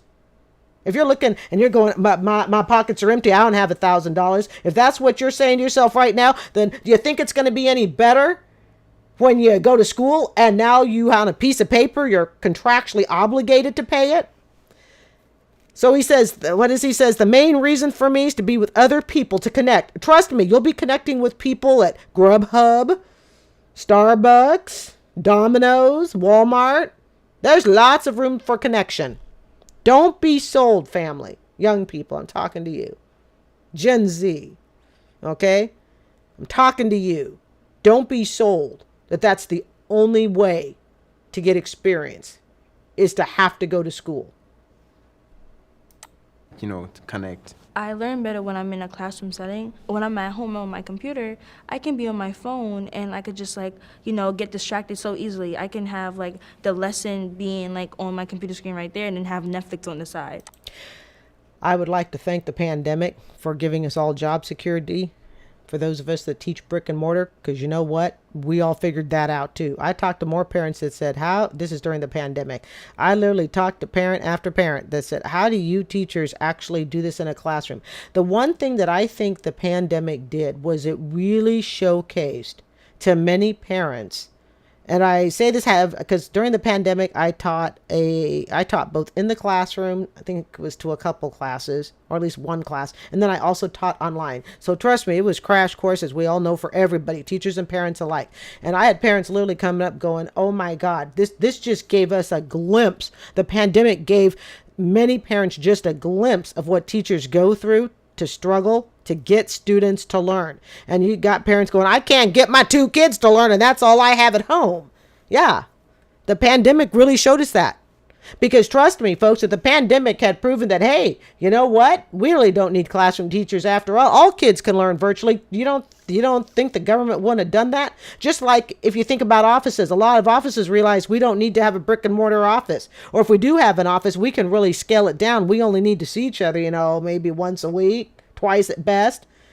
Trust me, if the pandemic could have done the same thing for education, I guarantee it to you, the government would have shut down as many brick and mortar schools as they could have, and they would say 1 teacher to 1,000 students and let AI grade everything. Indeed, the Pew Research Center reports that fully 59% of Gen Zers aged 18 to 20 were enrolled in college, compared to 53% of millennials in 2002. In 1986, the number was only 44%. The main reason for the rise seems obvious. College, though pricier than ever, has been a historically good investment. I'm going to challenge, though, if it's still as historically a good investment. Historically, yes. We can't challenge that part. We're looking at history. Duh, Carrie. Okay? So, yeah, historically, it's been a good investment. But is it still a good investment today? When it was a good investment when the prices were reasonable, when I could work in the bra shop at Sears part-time, okay, and I could do a little internship at school, which I think I napped most of the time, and I am not kidding. I think I took a nap most of the time. I was in the music department, and I would just line up the chairs and I would just take a nap. I mean, nobody was paying attention to me. It was an internship job, and it wasn't exactly taken seriously. We just were always mesmerized when the PhD students came in. It was like the best customer service. Hey, there's a hierarchy in college, folks, okay? If you don't know now, you will, okay? So unless the PhD students were there, we were just like, everybody go take a nap, all right? I didn't exactly take my internship job seriously. Actually, it wasn't an internship, excuse me. It was a work study. Internship, I took seriously. The work study, I did not, okay? But I was able to go to school. Mom was able to just write a check, for the rest, it was good. It ain't that way now. Now you're asking kids to take on a mortgage. So when we strap them down with a mortgage as they're getting out of school, is that really a good investment? On average, grads make $300,000 more over their lifetime, even after subtracting tuition and other costs, than their diploma-less peers. But will it continue to pay going forward? I know this was 5 years ago, but I'm not even sure those numbers are accurate today. Let's also let's factor into that. So it says they make $300,000 more. Okay. Let's just say that's true. Let's also factor in, though, are they factoring in just how much stress they're going through? Is there a dollar cost? Is there a dollar value to the stress of paying off these debts? How many kids get sick, can't sleep, have anxiety attacks? Oh, yes, these are real. As a result of the student loan. This is the crap they're not going to talk about on that pretty brochure. Okay? We just look at it and say 300,000. But is it really 300,000? I have a hard time believing today. I mean, come on, people. I'm a school teacher. I couldn't pay off my $110,000 loan. You going to try to convince me that I've made $300,000 more than my plumber, who's never had to go to college, and he's got a trade that cannot be outsourced by AI? I technically could be outsourced by AI more than my plumber could. I really don't, like I said, this was 5 years ago, but as you can see, it's more than relevant today. I really am not sure the 300,000.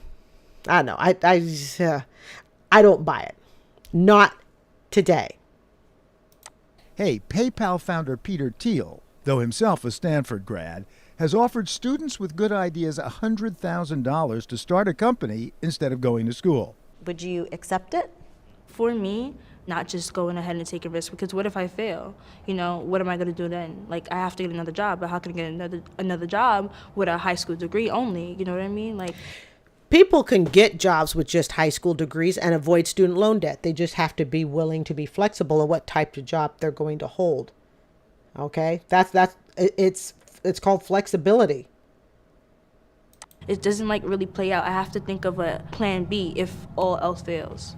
A prudent plan B, because older Gen Zers, like those in our unscientific sample at least, are economically hard-nosed and shooting for the top tier in an economy they've seen become more steeply split their entire lives. A lot of us in our age want a job that's high up there. Maybe the dream is to become rich or higher middle class. We definitely are going in the wrong direction, folks, if we're looking for higher middle class. I live in 840 square feet, hold a double master's degree. Teacher. Just finished my 18th year. I definitely do not live better than my parents. My parents probably earned half of what I made.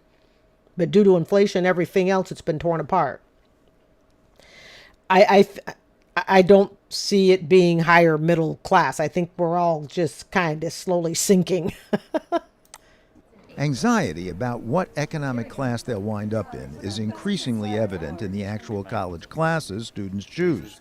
So-called STEM majors have soared in recent decades, while an English degree, with which something like 10% of students unapologetically graduated in my day, is down to 2%. Do not. And I teach English language arts. Do not major in something like English, history, French poetry, whatever, unless you are going to combine it with something that's marketable. Otherwise, and you know it, family, you know you've heard me say it, it's just a hobby. Prompting the question, is a degree from a liberal arts college worth it economically these days? No. Especially if it's in the liberal arts. No, it's not. No. Without it being combined with something else. A liberal arts degree combined with education. A liberal arts degree combined with a major in science, preferably a major, and make the liberal arts degree a minor. It is not the same today as it was when I was growing up. Just like this report said, okay, back in the days, 10% of people, all right, majored in liberal arts, and that was all good. Now it's down to 2%. Do you know why I majored in liberal arts? And I know I'm not the only one, and I will say it out loud. Do you know the reason I majored in liberal arts? Because I was too stupid for science and math. Yeah, I don't understand science and math. If I had to learn science and math, you'd have to sit me down in an elementary classroom, and we got to start me from, 2 plus 2. That's the reason I majored in liberal arts. And I'm going to let you in on a secret. It's the reason a lot of people major in liberal arts. Those of us who suck at science and math, the STEM stuff. But I'll tell you this, though, I can write. It's one thing I do know how to do. I know as far as the writing part, I can ace that any day. Tell me the topic, okay? But even if I were to major in writing, just writing in and of itself is, I'm not going to say worthless. It has no market value. I need to combine it with something. Okay? So liberal arts, of course, has value. Of course, we need it. But the bottom line is liberal arts in and of itself today will not take you on a career path like it did when I graduated in the 80s. It will not do it. Humanities, social science areas, they open doors because it is not just about the specific skill that you're learning, but it's all the other pieces that go into what that major might be like in the classroom setting. Okay, that's great, but she's missing out. She's missing out that you got to major in education. See, here's my little problem. Sometimes, and guys, I'm a liberal arts major. Okay, remember, I have a bachelor's degree in journalism from the University of Oregon. Quack, quack, quack. Okay, and I am a proud duck, generational duck. All right. Meaning my parents went there, yada yada. Okay. She's saying, oh, but the humanities, all these liberal arts stuff, we can use it in the classroom. Then you need to tell them they need to major in education with a minor in these other areas.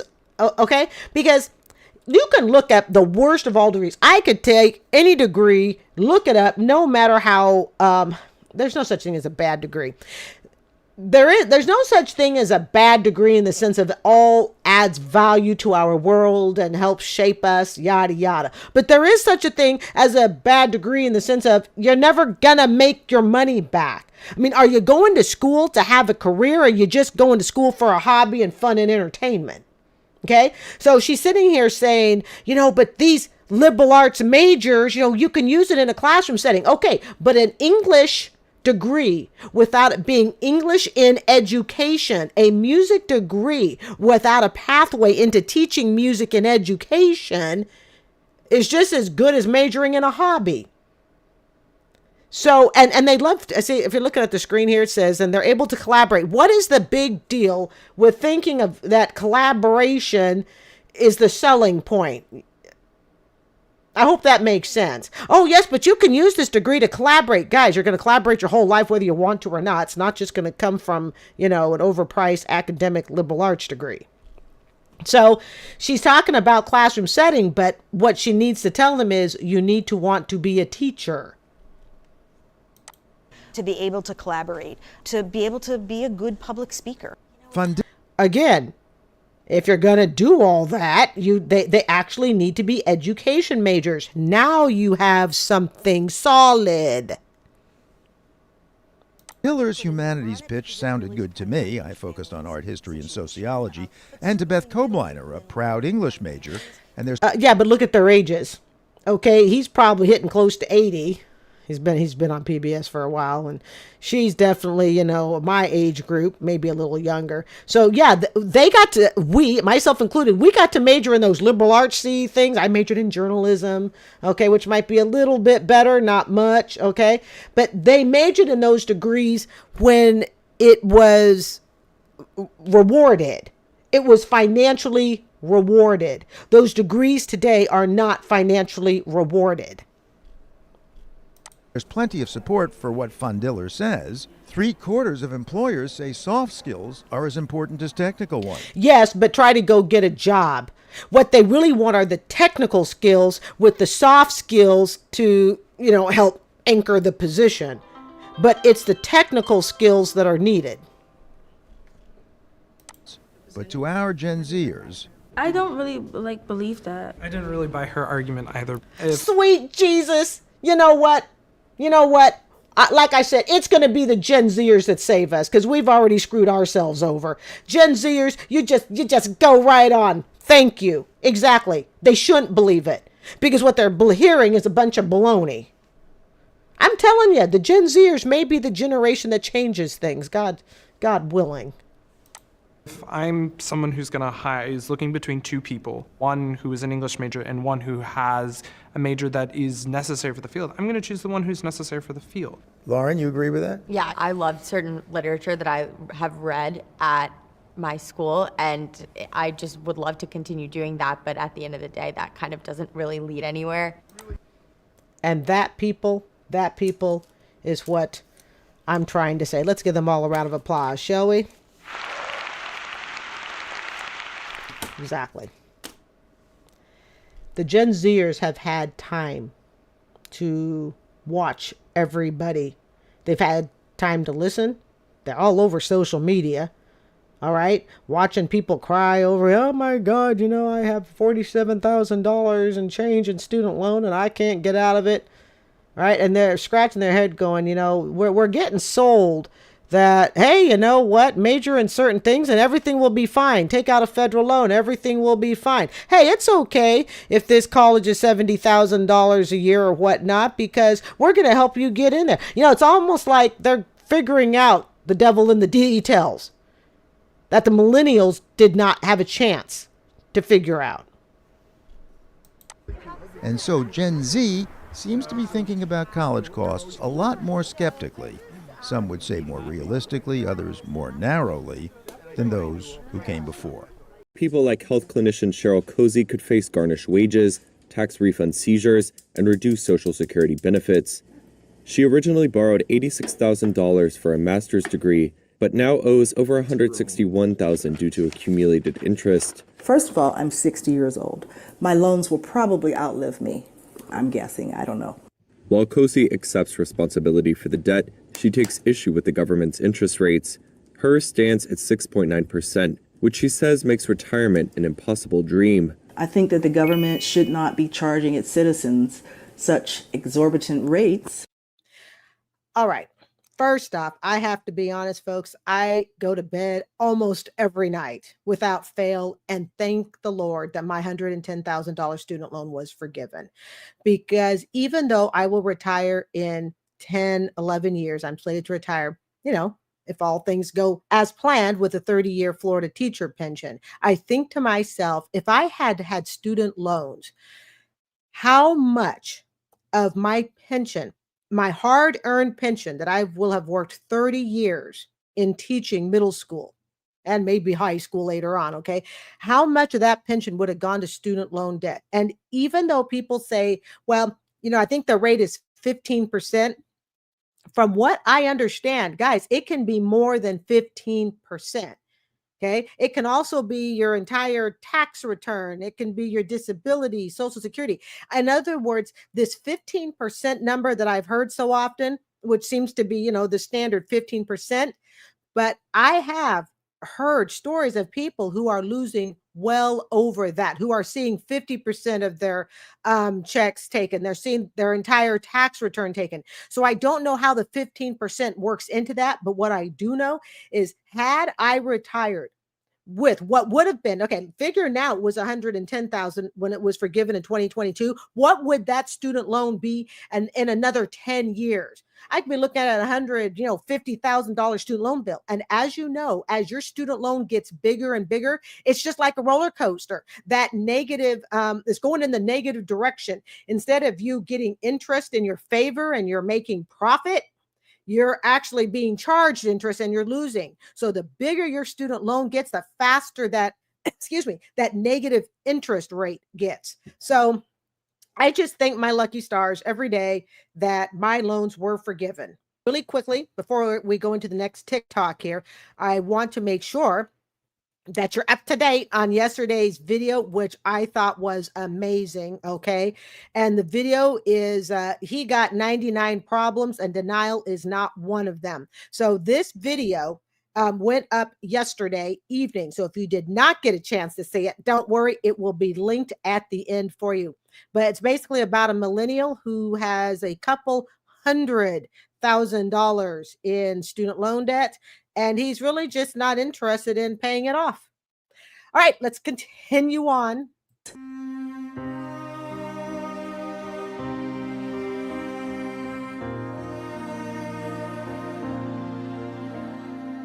I think on the screen there, she owes $95,000 in student loans. Does anybody anymore owe student loans that are less than six figures?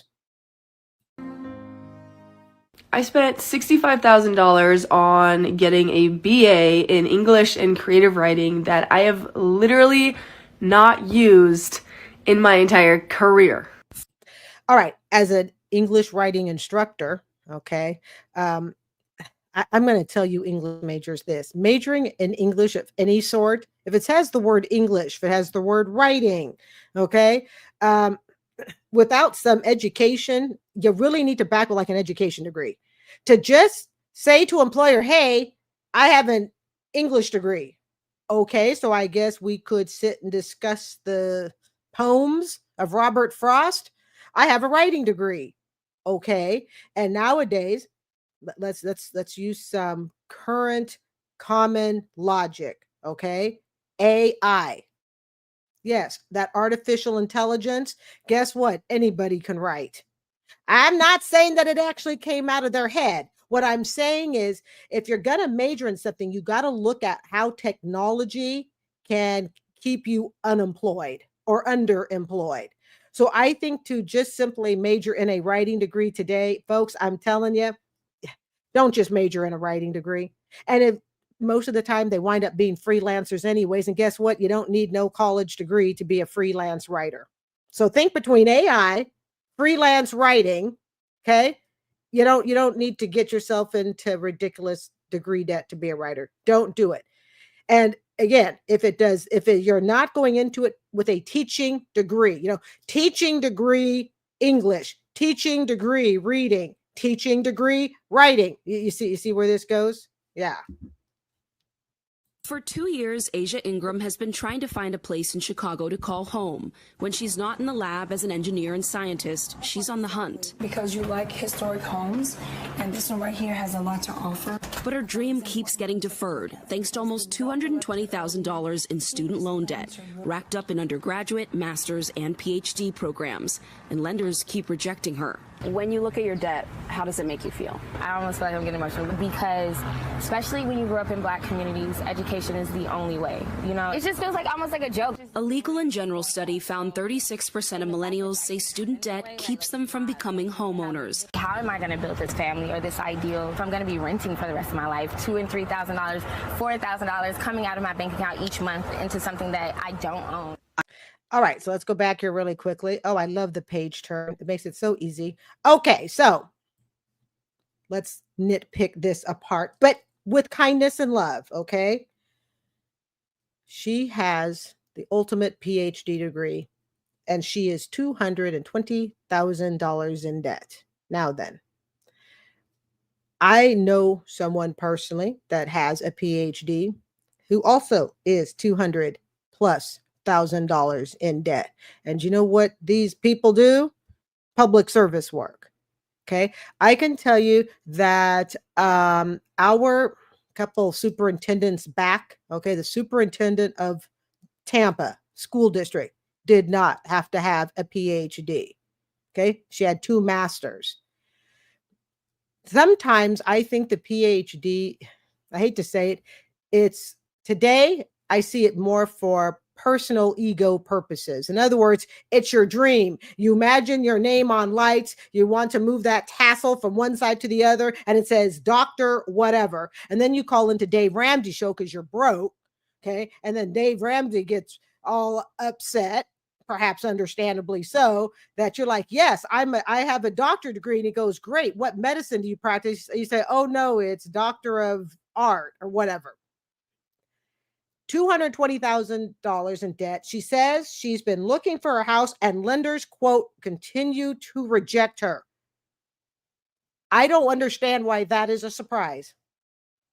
Your debt to income ratio, it's like, honey, you already bought your house. And I know they were saying, I think they were saying something about the Black population getting degree. Okay, I'm Vietnamese Black. I was born in Saigon. Guys, if you're going to get your way out of poverty, you got to quit using race as the reason you're not getting ahead. Because if you continue to sit on, well, I'm Black, this is the only way I can possibly get ahead, there's no other way, then we as a whole population are screwed. And I have to be really honest. Let's diverge a fork in the road here. I was raised in a white PhD family, so I really don't see myself. I should say, it's not that I'm not part of the Black community. I just don't kind of see myself as that. I mean, yes, I'm half Black. I've been called an Oreo more than once. Well, that's all cool, because you're white on the inside and Black on the outside. Hey, okay. And I like Oreos, all right. But the bottom line is this. We have to stop saying that the only way a minority can get ahead is through this ridiculous student loan debt. Because if we do that, then the race is screwed. Yes, the race is totally screwed. Remember what I've always have thought, and I've preached this many times on this channel. Do not let other people take the power from you to make your own decisions, okay? Because once you say that is the only way, if the only way to get ahead is through pain, suffering, and hurt, that's going to possibly ruin me financially for decades, if not the rest of my life, well, that really sucks now, doesn't it? So perhaps at some point there needs to be some accountability, and we need to say something. We need to start leaving the race part out of it. I mean, come on, guys, there's social media now, okay? There is social media here, all right? So we can't forever sit and go, yeah, it's because we're Black.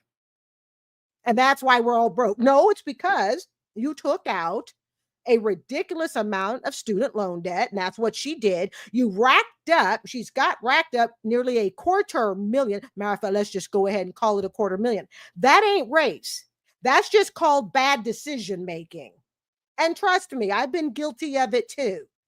And when it came right down to it, it had nothing to do with my race. It had everything to do with the decisions that I made. She could be the race she is right now, okay? Black female. All right. At least that's what I think the story said. All right. Black female. And let's say she had said, you know what? I'm not going to go get a PhD because she probably hasn't earned enough money. Okay. I'm just assuming she hadn't earned enough money to pay off the master's. So let's just say she gets her master's degree and she goes, you know what? Everybody stop.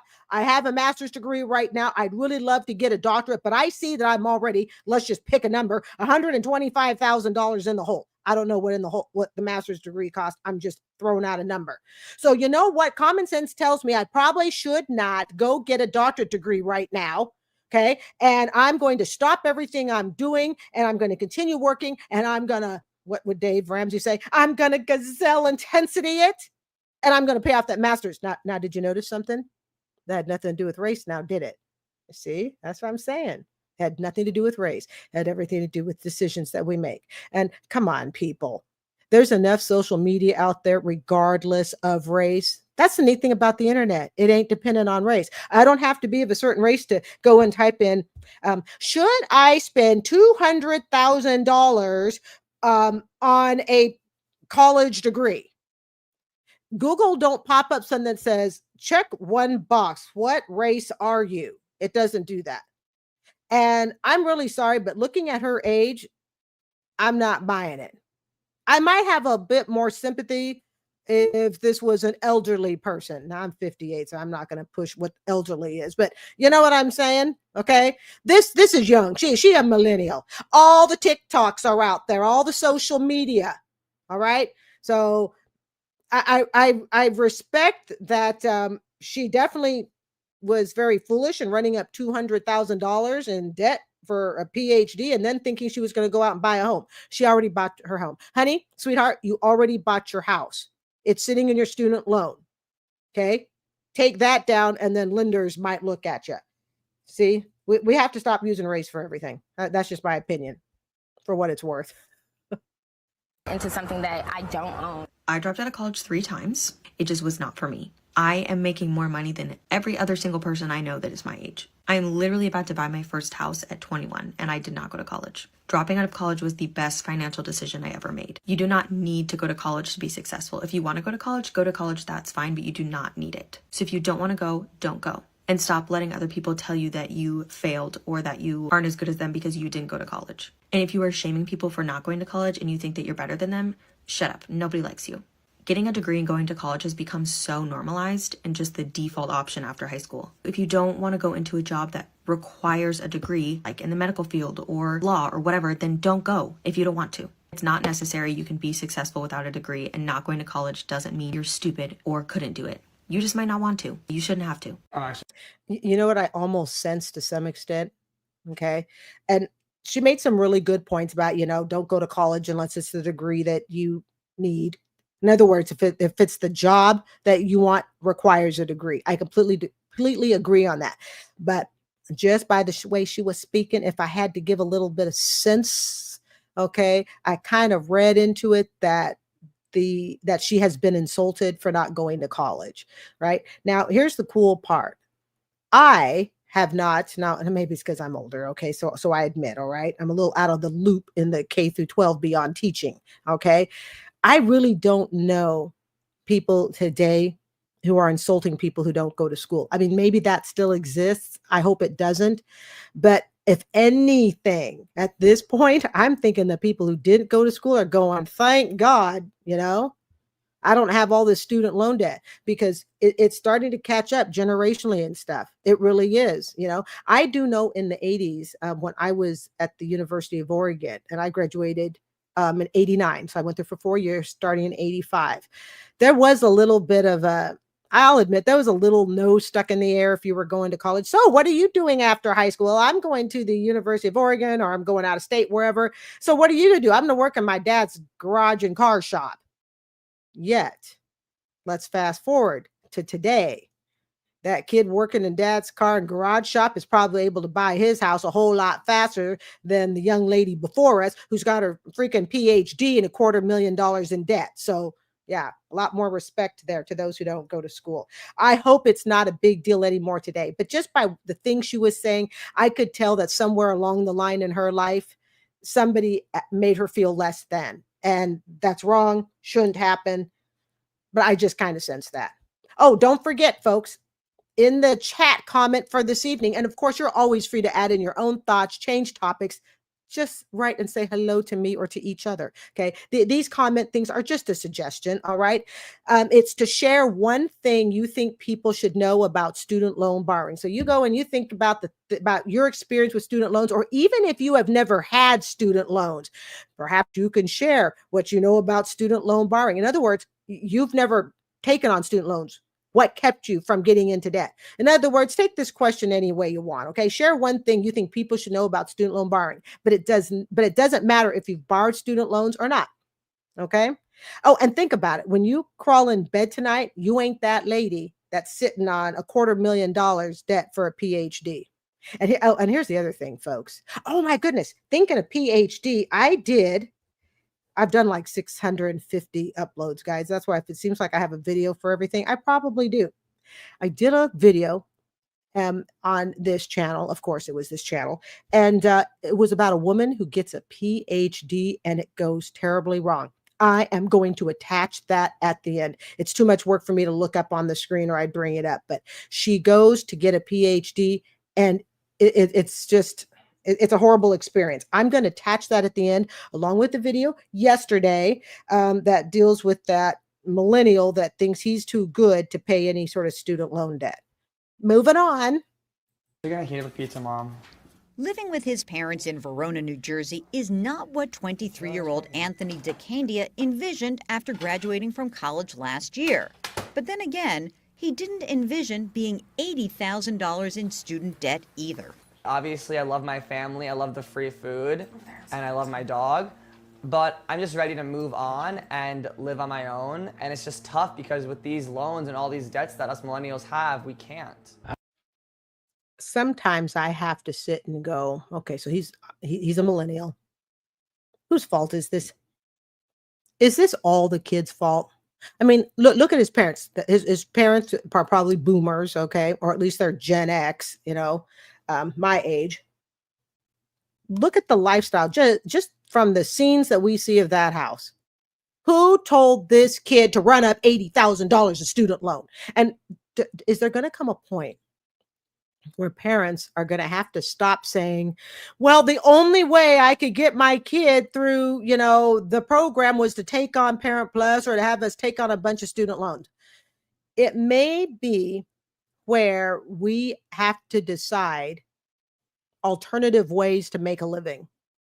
In other words, you say you want to be a doctor, but for you to be a doctor, you are going to be in debt for the rest of your life. Is it worth it? I can tell you, holding my debt for 16 years, no, it's not worth it. I would do something else. Fortunately, I could have been a teacher either way. I was just stupid and decided to go get 2 masters. I only needed 1. Okay. But the second master's was the English education master's I wanted, but I didn't have to do it. So, but it just seems like, I look at the parents who are living that nice life, at least from what we saw in that clip. And did they tell his son, hey, kid, go to school. Hey, son, go to school for $80,000. Did they tell him that? And if they did, are they helping him pay it back? See, that's what I think is really, I won't say it's, I'm going to stop short of just saying it's a horrible thing to do, but I don't think it's great. That is parents who tell their kids to go ahead and take on all this debt, and then the parent has no intention of helping them get out of it. It's different, in my opinion, if the kid says, hey, I'm going to go get an $80,000 degree, and mom and dad go, son, daughter, you may want to think twice. Let me explain why. And then help them find another route. And the child still refuses to listen. Okay, then they go rack up $80,000 of debt. That's on the kid. But you got this kid who's obviously able-bodied, healthy, able to be living on his own with $80,000 in student loan debt. How did that debt occur? I mean, yes, we know he got through student loans, but what I would like to know, I would like to be on the fly on the wall to go, why did he think that was a good idea? Why did he think it was acceptable to run up $80,000? And did he not know the consequences? I don't think healthcare professionals should pay student loans. I'm gonna die on that hill. We are people who did things right. Most of us are type A. We don't have a lot of other debt. We said no to a lot of parties. We sacrificed a ton of stuff to get where we are.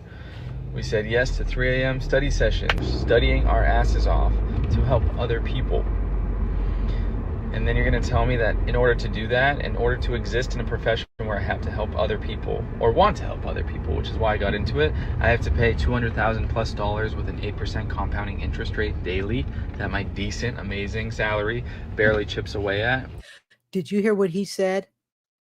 $200,000+ to be in the medical profession. Now, I don't know exactly specifically what he does, but I was thinking if he was a surgeon, he'd probably be saying he's a surgeon and probably wouldn't be making videos like this. So when somebody tells me that they are $200,000 in debt and they're not on a, hey, watch me pay off this debt in in 2 years because they're surgeons, and instead they're going, how come we're not getting PSLF? I've got $200,000 in debt. That tells me whatever area of medical you went into, it doesn't pay a lot. And I got to ask permission to my student loans if I can build a house, start a family, or go on vacation. And that's the other thing. Of course, you can go to the quiet room and watch this if you don't want the interruptions, okay? And we've got the nice sounds of rainstorm in the background. When you have student loans, and anyone who's ever had student loans, that controls their life. I'm not talking the people who did it responsibly. Oh, yes, I have a $250 a month student loan payment. It'll be done in 10 years. We're not talking about you guys. Okay. We're talking about people like me who initially, okay. Listen to this. Initially, when I first got my student loan at 36, I want you to hold your breath. I was supposed to pay Wells Fargo. This is when the banks were in charge. I was supposed to pay Wells Fargo $450 a month from the age of 38, 48, 59, 60s to 62. It was set on a 25-year plan, so about the ages of 37 to 62. Let that sink in. I was supposed to pay $450 a month for 25 years for my 2 master's degrees. And I remember in my mid-30s when this all happened, and of course I'd gotten divorced and all of this stuff, okay? I didn't know at the time I was going to be divorced. No, it happens, right? And I remember thinking to myself, well, okay, at 62, I can retire at 67. I figured I would have 5 years to shuck as much money into savings as I could for cash. Now, my saving grace is that I'm a teacher, and that would be a full teacher's pension. That would be my absolute saving grace. And the fact that Florida pays into Social Security. By the way, a lot of people are not aware. Not all jobs, including teaching, pay into the state Social Security fund, which means teachers, because that's the lane I stay in, because that's the lane I know, okay? There are, I think, 4 to 5 states, don't quote me, but I think it's around 4 to 5 states. They do not pay into Social Security. And there are teachers, God knows how this happens. They retire and they do not realize their state doesn't pay into Social Security. So for the years you worked under that state that does not pay into Social Security, you get nada because they're not taking Social Security out. So it is important if you are an educator, okay, you need to make sure that your state pays into Social Security. And it's easy to find out. One, you can do a Google search, but even more importantly, I would just look on my paycheck and see if it says Social Security. And if you're still not sure, call your human resource department. Okay. So a lot of these people, when they sit and they say 200,000 and he says he's in medical, I don't see many surgeons making TikTok saying that they can't pay their $200,000, $300,000, $400,000 bill. Not saying it's easy. I just don't see a lot of surgeons doing that. So when I see videos like this, I have to kind of jump the gun and say he's probably not, a surgeon. The only stress I have in my life right now, which is a lot, is because of my student loans. I need tips and tricks on how to survive this student loan interest rate. It is killing me. I have had student loans since I started college. Don't come at me in the comments with your negative things. Everyone has a different situation. Okay. This don't come at me in the comments. I say it sometimes facetiously, I'll say, all right, everybody hold your knives and pitchforks. We're going to diverge on a road not taken for just a minute. Got to be really honest, folks. Okay. TikTokers too, even if they don't like you, accept the comments. You know why? Because it helps your channel. Now, here's a little secret a lot of people don't know. Okay. People think, I really hate this YouTube channel. Yes, I've had the few F-bombs at me, whatever. Okay. I can't allow F-bombs in the comments, so that those get deleted, I'm afraid, if I even to see them, because I have YouTube sort of like pre-filter certain words and all that. But people think, oh my God, I really, really hate this creator, so I'm going to type it, I hate this creator, your channel sucks, yada, yada. And then they hit send. That was everything the creator wanted you to do. Like them, dislike them. I am here for people that would like to be here in our social room. Those who don't want to be in the social room, please have a seat in the quiet room. That might be more of your thing. And if that still doesn't make you happy and you have to write me a nasty note, go ahead and do that too. It's all good. And reason why they had to take out student loans. And yes, I did work 3 jobs in college and still couldn't afford college without student loans. Anyways, I am making payments that are almost $200 more than what my minimum payment is every month. But yet, no matter how much I put on or pay out for the student loans that month, the interest just accrues that exact amount for interest. Okay, we're going to stop here. Okay, I normally don't stop TikToks, but when it comes to money, I like to keep it simple. All right, so she says, I normally pay $200 above the minimum amount. But what is the problem? Okay. Depending upon what the minimum amount is, it may not reach very far into the principal. Let's just say she's on income based. And let's say, we're going to keep my numbers real simple, but realistic, okay? You have a $100,000 student loan. Your minimum payment on that student loan is $350 a month. You pat yourself on your back and you go, well, I'm paying $550 a month. How come it isn't going down? Because you actually need to be paying $1,100 a month. You following me here? This is why somebody can make a payment above the so-called minimum and still find themselves in the hole. And also, don't forget this. All the interest is paid up front. That's the other thing. And interest can accrue daily on your loan. I had a thought today, and I think it's a thought that's really difficult for people to accept. And the reason being is because it shows us our weakness. It shows us our limitation. And that is this. People talk about how difficult these student loans are to control and interest and all of that. But in reality, and I've said this before, student loan debt is no different than any other debt. The reason it changes for us is because we don't like to ask in advance what the repercussions are going to be based on the debt we take out. So let me give you a really simple example. I was thinking of this today as I was driving in the car. Okay. Let's say I said to you, what's a really comfortable student loan payment for you to have? And I tell you, really comfortable, like you could handle this for 10 years. Let's say you said to me, $300 a month. Okay, so $300 a month. You feel like you could jive with that for 10 years, and that would be worth, that's the amount that you can handle. Remember, I'm just looking at your finances, okay? And you go, yeah, $300. Great. So then what we need to do is we need to go to the bank and or student loan company, probably both, because check and balance is always good. And you need to say to them, I would like a student loan payment that is no more than $300 a month that would pay off a bill in 10 years. How much student loan debt could I have that would not make my payments higher than $300 a month and I could pay it off in 10 years? They probably look at you and say something like, oh, I don't know, 40,000. I'm making up a number. And then what do you say? Well, that's not going to work. My degree is 90,000. Well, then you basically have 2 choices. Remember, I'm making up numbers here. Okay. You basically have, maybe you have 3 choices. One choice is accept your financial limitations and don't go beyond that student loan limit that keeps you comfortably at $300 a month. Change careers totally and decide you're not going to take out a student loan at all, pitch the whole thing and say, forget it and go do something else. Or your third option, go ahead and ignored the advice that, hey, this is the only amount you can take out that's going to keep you at $300 a month, and just go, the sky's the limit. And then you can wind up on TikTok, Dave Ramsey show, and every other selfie show, trying to earn dollars and roses because you're now so over budget because you ignored the budget at the beginning.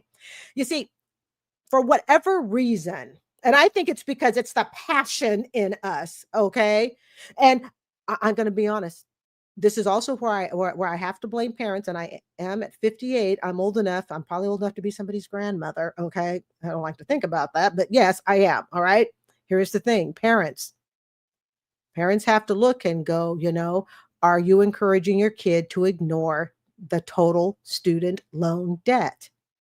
Because if parents ignore if parents don't teach kids, look, this is your total debt. This is how much you're going to pay.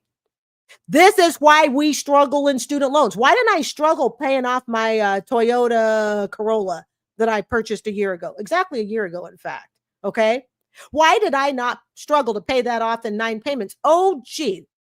Let's look at how I treated my Corolla compared to how I treated my student loan that ran up to $85,000 until it was forgiven at $110,000. That was just, a wing and a prayer. How much is it supposed to be? Well, we estimate your payment will be around $385, $400 a month. Okay, that sounds good. That's the student loan. And then I get the bill and realize, oh my God, it's 25 years, $450. I was supposed to pay on that every single month for 25 years. But what did I do with the car?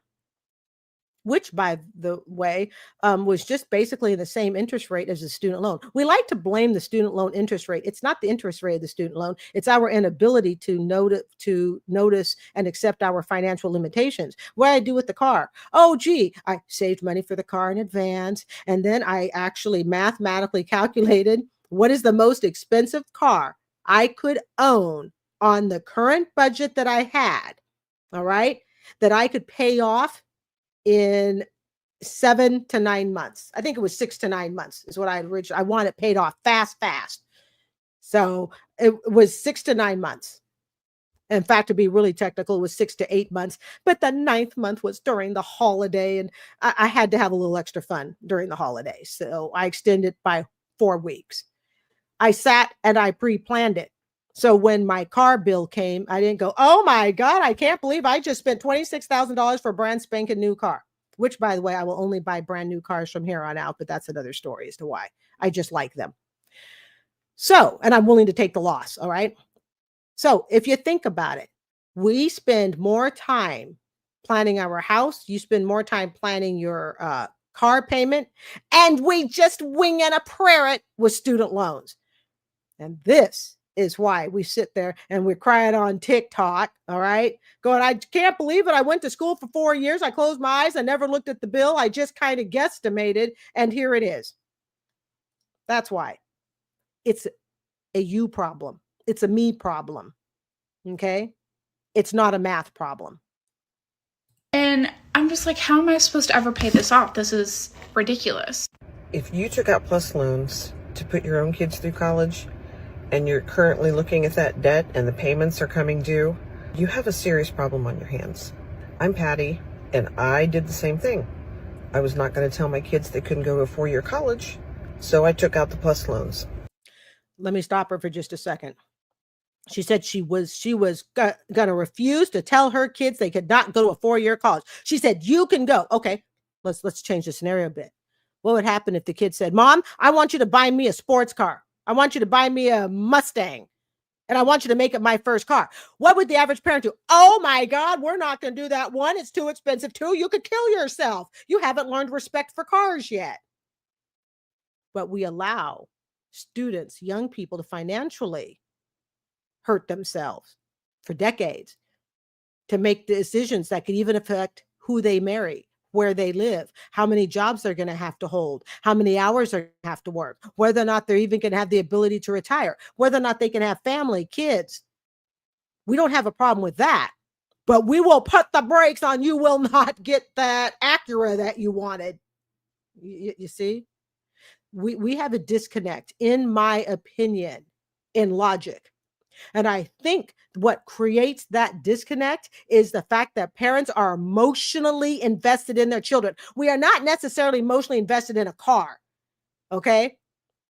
But when it comes to, but I want my children to succeed, and you're looking at a teacher who's finishing her 19th year in like 48 hours. I get the emotional investment parents have for kids, okay? I get it. I've been around it a long time. But think for a minute. If your kid came to you and said, I want you to get me the car of my choice, the sky is the limit. I can guarantee it to you that kid ain't walking out with the Toyota Corolla. That's community college. You see? So here she is, the Parent Plus loan, but I'm going to determine my kids are going to go to a 4-year school and she's going to sink herself. And don't forget, when you as the parent sink yourself, all you're really doing is sinking your kid too, because they're probably going to have to take care of you when you get older. And then when they graduated and the payments came due, they were very big. We made payments of over $1,000 a month for probably 8 of the past 10 years, and our balance only went down about $5,000. And this is a married couple making payments. And some of you young, single, all by yourself on your budget people thinking, oh yeah, I'm just going to go to my party school and I'm going to have fun for 4 years and it's going to be private. It's going to be out of state. I, to this day, don't understand what the bejesus it is about private school. Somebody help me make it make sense. I don't understand what is the big deal about private school, unless that degree that you're getting is gonna put you as, you're gonna become a neurosurgeon, you're gonna be the next nuclear physicist Einstein. I don't get it. And why is it that I have a hunch that so many private schools are based on liberal arts degrees? I could be totally wrong, and I have nothing to back that up mathematically. But why would it not surprise me? And at the private school, we learn how to play tuba and underwater basket weaving.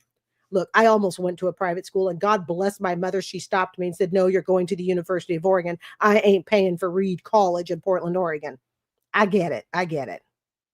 The interest on those loans is so big, about 8%, and it's capitalized.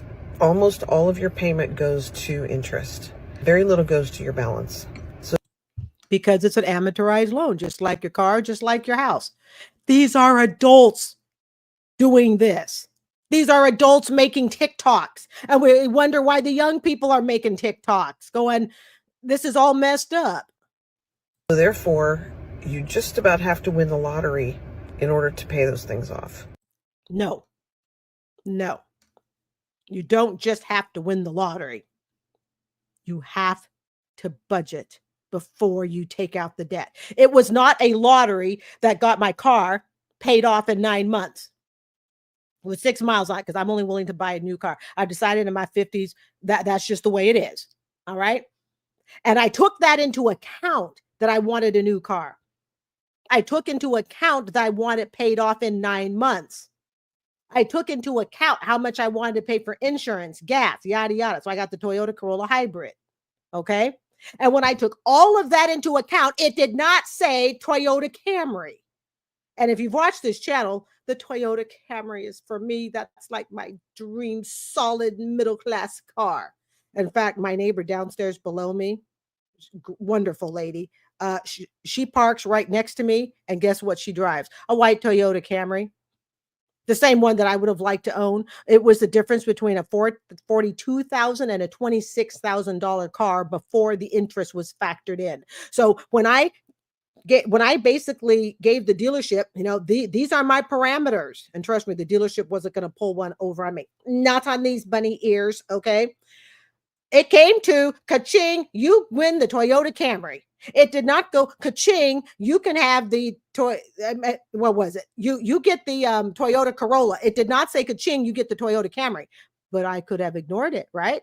And I could have said, I'm aware that I can't afford the Toyota Corolla, but I'm just going to go ahead and take the Camry because that's what I like. And then the Camry bill comes and I'm crying because, oh my God, it's going to take me 3 years to pay it off when I could have had 6 months.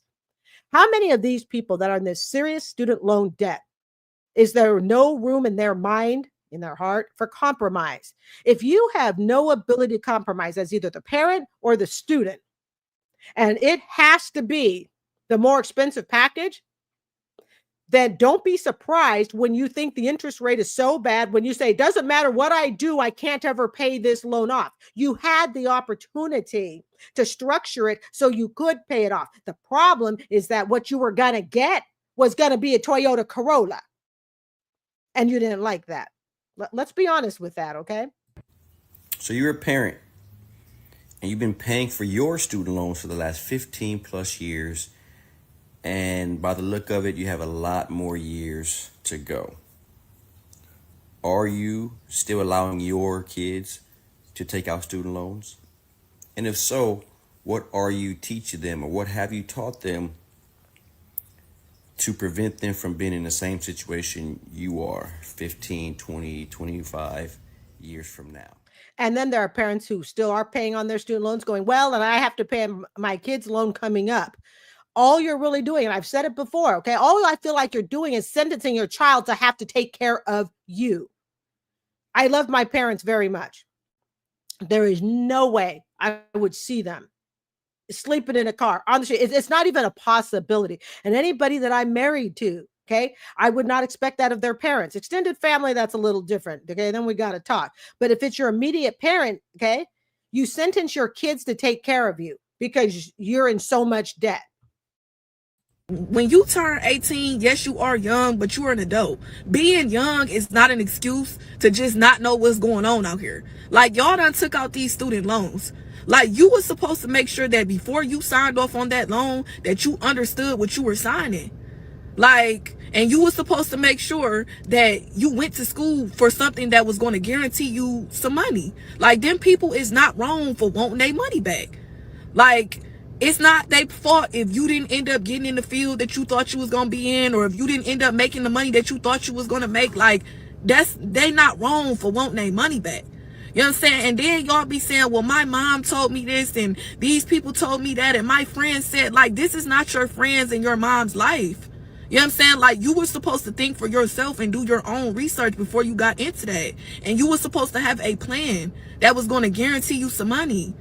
Like, don't just be sitting over here doing stuff and hopping into stuff based off what somebody else telling you. Like, they don't got to pay for nothing you got going on. So, 2 quick points. Well, quick as this channel goes. Okay. Point 1. Okay. She says that kids should, have their own plan, not do what their parents say for them to do. The problem is this, okay? It's not easy for every kid to necessarily go against their parent. In other words, there are a lot of parents that still hold a lot of financial, emotional, psychological hold on their children at 17, 18, 19, even 20. So I don't think it's as easy as just saying, well, just, your parents may have said to do this, but you just go ahead and do your own thing. It's not that easy. Okay. And let's be honest, not all parents are nice either. Okay. And it's going to be done a certain way. And you're talking, 18, 19, you're not yet ready to be kicked out of the house. Okay. The other thing that she was saying, and I think this is a really good point to remember, is that you are the one ultimately paying the bill. And you've heard me say it on here, family. You've heard me say it. Look, in the end, when it comes right down to it, who's paying the bill for that semester? That's the person that gets to say. Seriously. Even if it's the parent paying the bill. If it's the parent paying the bill and the child doesn't like the arrangement, then the child can pay the bill. Ye who holds the pocketbook, all right? I just saw this TikTok of this lady saying that she saw a TikTok of this little white girl crying about her student loans and how she just been paying them and whatever. Who? Baby, them student loans is going to the grave with me, okay? Student loan, who? Baby. If I didn't get a job that was going to repay them student loans, God paid it all, okay? I ain't worried about it. God got me. Them student loans going to be right with me when that pastor say ashes to ashes, dust to dust, and they going to go on and put the little birds in the air for me and my student loans. And that's that on that. Should have known when they gave me that loan that I wasn't going to make a payment on it, baby. They seen my credit. They seen my credit when I got the student loan to go to college. You know what? She makes an excellent point there. The banks already know you either have bad credit or no credit history, probably no credit history. The banks know this. They already knew. A student loan can kiss my Sally Mae, Navient. Don't even look my way. Don't dial my number. Finna be crying over a student loan. Who? I'm not even a student anymore, Bookie. That don't belong to me. That ain't got nothing to do with me. That ain't none of my business. I'm not a student. I'm an adult now. Didn't Biden say he was gonna get rid of the student loans anyway? Y'all need to call him. He trying to jump ship before he said he was gonna do what he was gonna do. These student loans want a payment from me. They're gonna have to contact Biden. Joseph Biden is his full name. He's the one that's gonna handle the student loans from here on out. I ain't got nothing to do with it. I hate being an overthinker because I just dig myself in a hole, but like, I'm so mad at myself for not following what I knew back then, and like my heart, like I knew I didn't want to be there, and I went. Like, I should have just worked. Make money, because at least money gets you a house and like things, you know? And like, realistically, we go to college for what? Stability. Money gives you stability. I wish I would have used all that money that I wasted in college. I could have used it for things I actually want, like guitar lessons, taking music lessons, you know, my hobbies, like traveling, all the things I like. And no, wasted potential, wasted time. Oh my God, wasted time. I'm so mad. I'm so mad at myself for not knowing what I know now. Like, I did not need a degree, 2 degrees, to go to work in marketing, to be honest. Like, it's really who you know. It's really who you know. Like, oh my God.